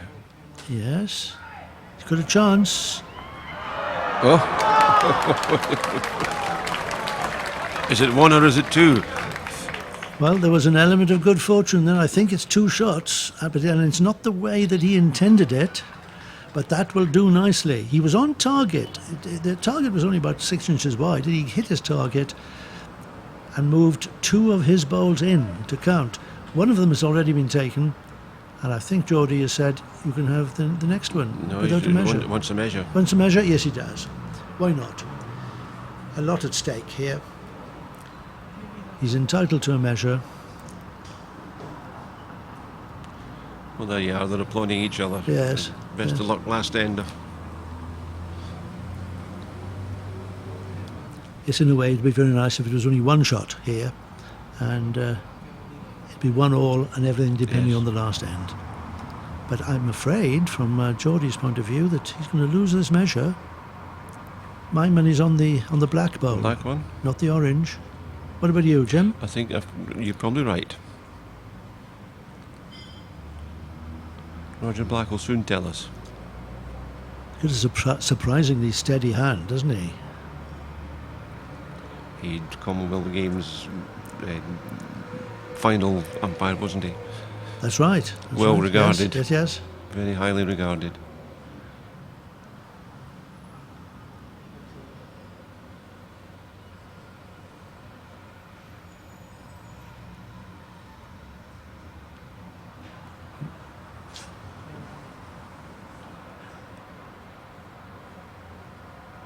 Yeah, it looked it. And for those who are not used to bowls and the measuring process, when the umpire, whose decision is final, has decided which is the nearer one, he picks that bowl up and rolls it away. So the black bowl was given the shot there. And Andy Duncan had already scored 1, so he takes 2 and goes into the lead in the tiebreak at 2-1. And the last end. The third end could be the last end. It might not be, because if Geordie Lowe can contrive to score a single on this end, we'll have a sudden death extra end. And wouldn't that be fun? The crowd will enjoy it.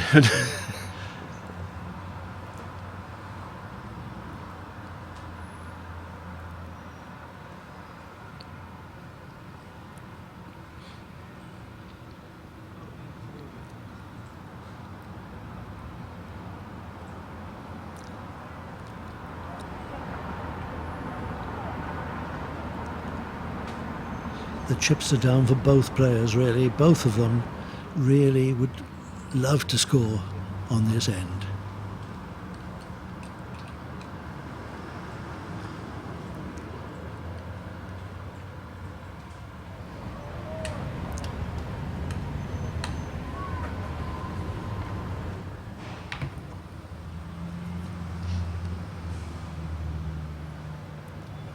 The last thing Andy Duncan wants to do is to drop a shot here and land himself in an extra end.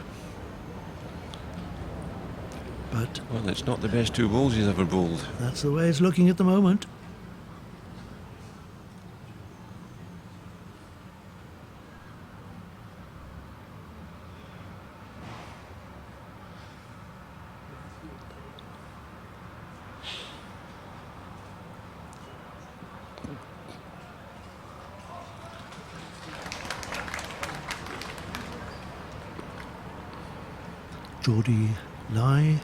Geordie Lowe holds a match lie.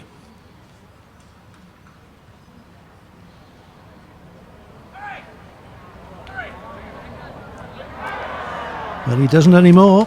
That's Andy Duncan. A bit of promotion there. Surely good enough for shot. It is. Shot to the black bowl with the red disc on it. And it's Andy Duncan holding the match and championship lie. Looks for a bit of luck here. We push in. Yeah, he's done it. Just punch it 2.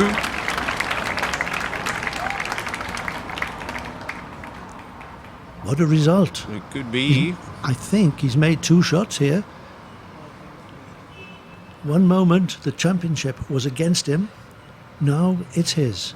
Geordie Lowe, 30 years of age, from the Kowloon Cricket Club, a product of the Hong Kong Youth Development Scheme, is on the brink of winning this prestigious classic title. Of course, there hasn't been a local winner in the men's singles since 1994, David, since Noel Kennedy won it. Noel Kennedy, indeed, I remember it well. This is Andy's last bowl. He's got to do something to take out at least one of those orange bowls to keep his hopes alive. He's staking his claim on a heavy draw. He's looking. He's going. He's going. Wow, look at that. I don't believe it. Disappointment for the man in green. The Irish international, 26-year-old Andy Duncan, has to concede defeat. And look at it, that's Geordie Lowe celebrating a fantastic victory in the final of the Hong Kong Classic 2015. And Geordie Lowe sportingly there, pointing to his opponent and asking for the crowd to applaud. And they didn't need asking. I think the crowd appreciate the way that both players have played in this final. And look, there are more celebrations going on mid-rink. I don't think the local crowd can believe it. They've got their hero, they've got their champion in 2015. And as I say, the first winner since 1994, since Noel Kennedy won it. And I think there's also another prize goes along here. There's big competition for what they call the Bowler of the Year here. and I think that Jordi just got the Bowler of the Year award. I'd be very surprised if anyone else took that from him. Young Ken Chan, another graduate from the youth development team, he's in contention as well.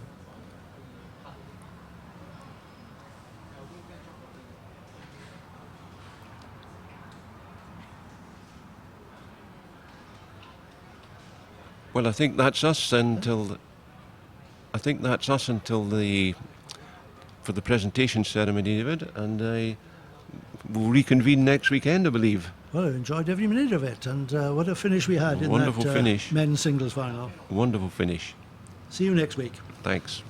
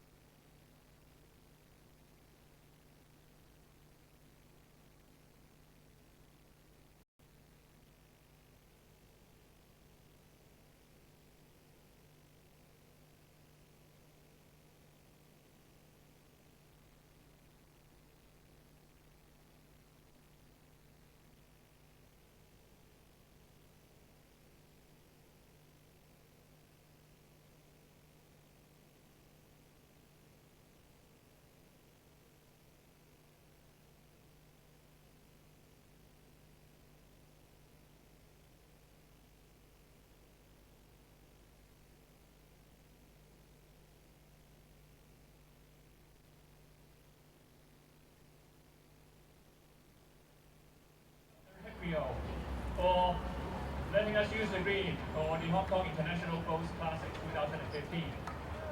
Now may I invite all the VIPs to stand on the green. Mr. Vincent Zhang, President of the Hong Kong Strong Bowls Association. Mr. Calvin Wong, Senior Leisure Manager, Sports Funding of the Leisure and Cultural Services Department. Professor Leung Mi Li, the Honorary Deputy Secretary General of the Sports Federation and Olympic Committee of Hong Kong, China. Mr. Alvin Ho, President of the Kowloon Bowling Green Club. Mr. Bobby Yim, Host Convener of the Kowloon Bowling Green Club. Mr. Tony Abraham, Host Convener of Club de Recreio. Mr. Patrick Fong, Host Convener of Kowloon Cricket Club.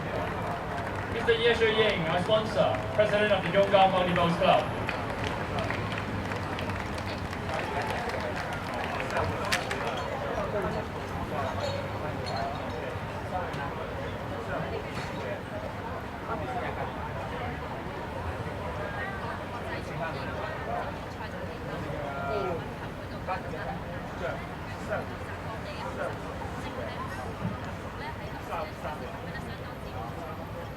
First of all, we would like to present the check to the quarterfinalists. First of all, may I invite Mr. Ye Shui Ying to present the prizes to the quarterfinalists. Women from the Philippines, Ms. Sonia Bruce.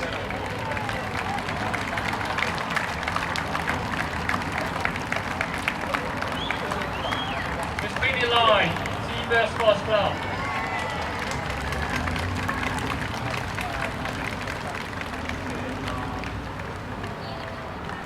From Australia, Christina Christie.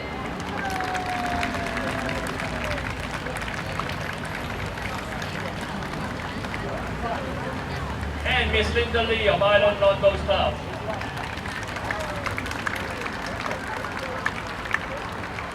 done, girls.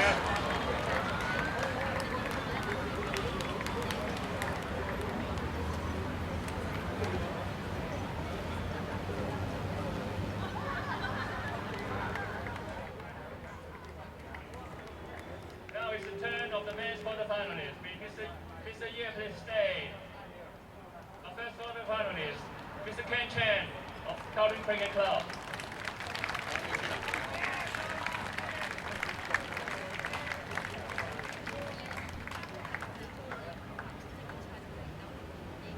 Mark Wilson, Ireland.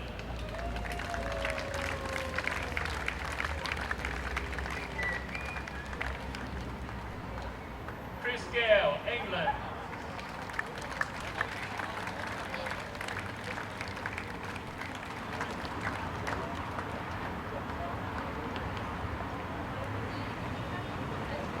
And Mohammed Hisli Abdul Reis of Malaysia.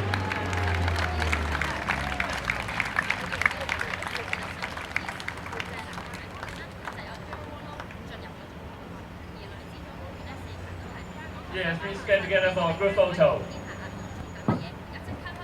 Yeah, all the finals.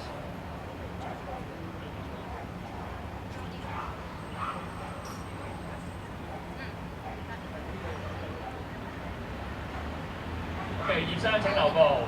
May I also invite Mr. Tommy Abraham to present the medals to the women's semi-finalists.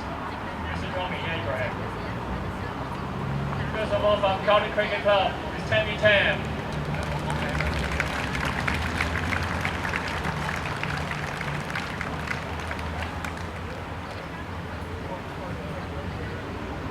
And representing Hong Kong is Rita Choi.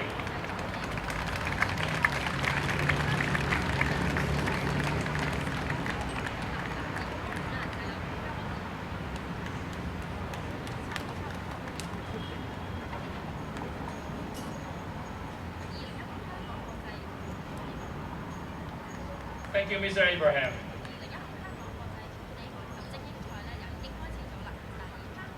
好啦，葉生繼續留步啊，幫我哋頒發獎金嘅支票。May I invite Mr. Patrick Fong to present the medals to the men's semi-finalists. Scotland, Robert Grant.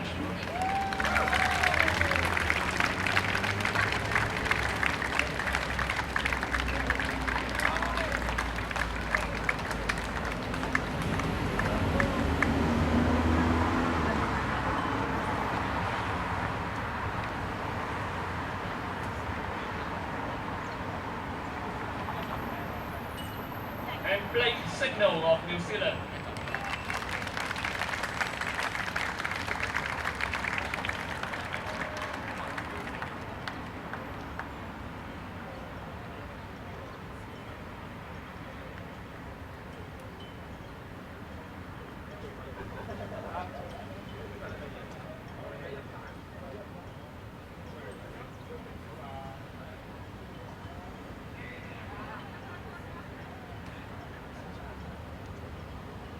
Thank you, Mr. Fong. 葉生繼續留步啊。Now, we'd like to invite Mr. Body Yim to present the medal to the women's runner-up, Miss Millicent Lai of CdeR Sports Club.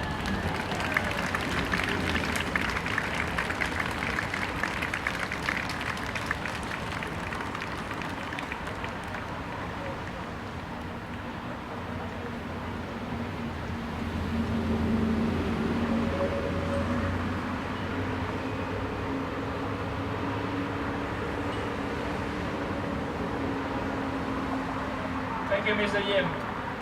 Now, I would like to invite the president of the Kowloon Bowling Green Club, the host club, Mr. Elman Ho, to present the medal to the men's runner-up, Andrew Duncan of Ireland.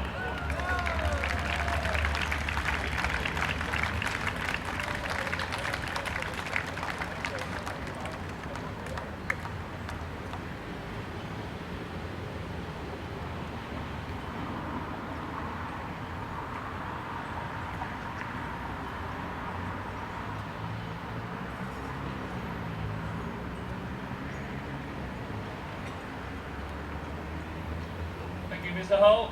Now, we would like to invite Professor Leung to present the prize to the women champion, Ms. Dorothy Yu, representing Hong Kong Lawn Bowls Association. Well done, Dorothy.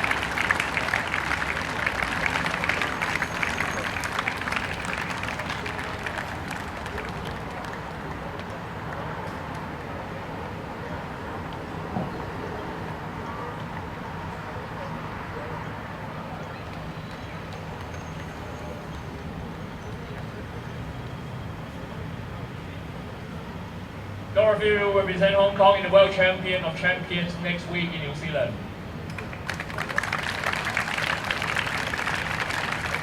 Thank you, Professor Lam. Now, would I like to invite Mr. Kevin Wong to present the medal to the men's champion, Mr. Johnny Low from the Kowloon Cricket Club.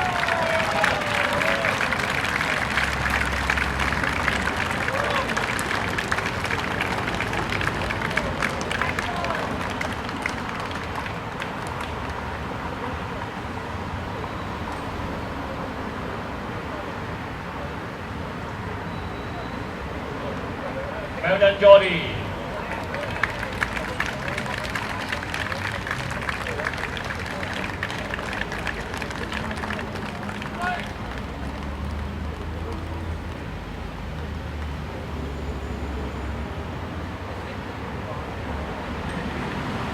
Thank you, Mr. Wong and Mr. Ye. And the Lawn Bowls Association would like to present souvenirs to our VIPs.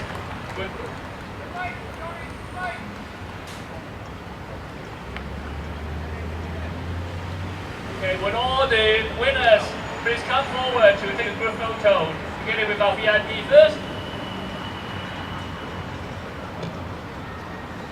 Could all the prize collectors please come forward?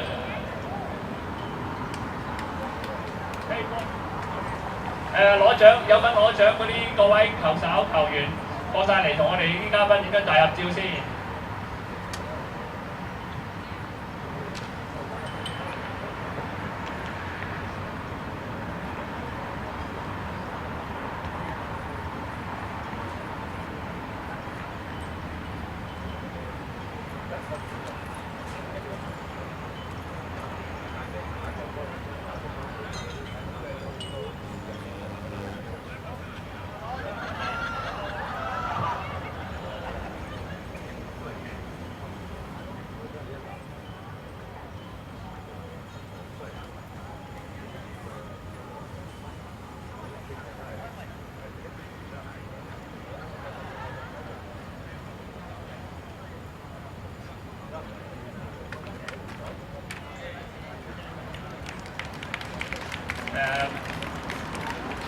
So on VIP, we stay behind. Our president would like to present souvenirs to you.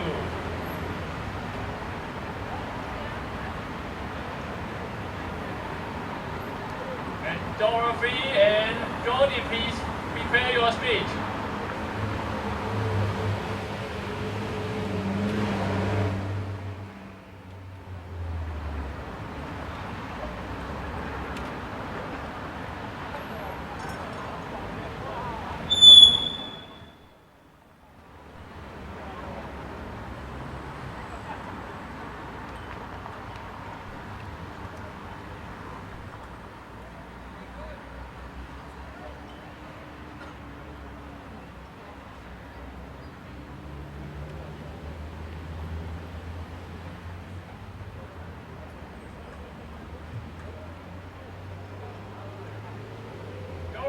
Could you please come forward to tell us how you feel now?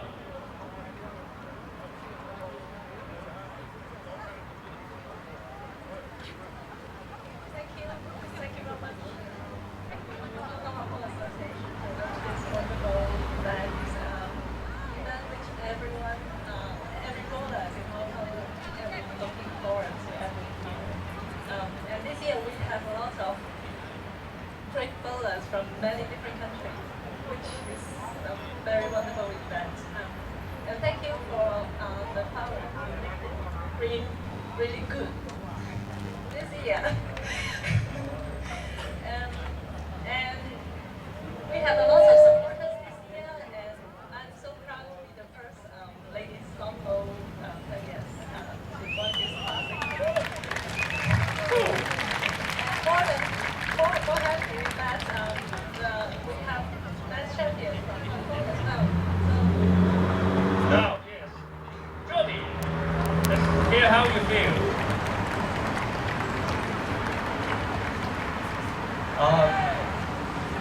of all, well done, Andrew. Today I'm the winner, but you won't deserve to win. And thank you, LBA, KBGC, KCC Recreio. Very good venue, very good environment. And of course, thank you, CCC, Kowloon Cricket Club, providing very, very good facilities and environment for me to practice, training, league game, and all the tournaments. Thank you, CCC. Thank you, all the audience today. I love you all. Thank you, thank you. Thank you very much. So congratulations again to Dorothy and Jordi. Now the ceremony comes to a close, and thank you all the VIPs. Thank you all, and see you Monday. And our final will be again on Sunday for the pair. Goodbye.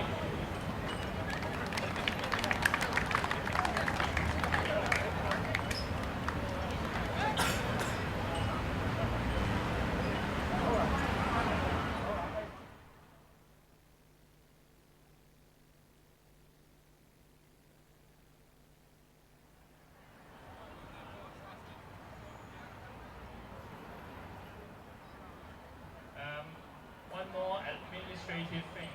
Now the envelope you just collected, you have to redeem the money with our staff. Please come to our stage and collect.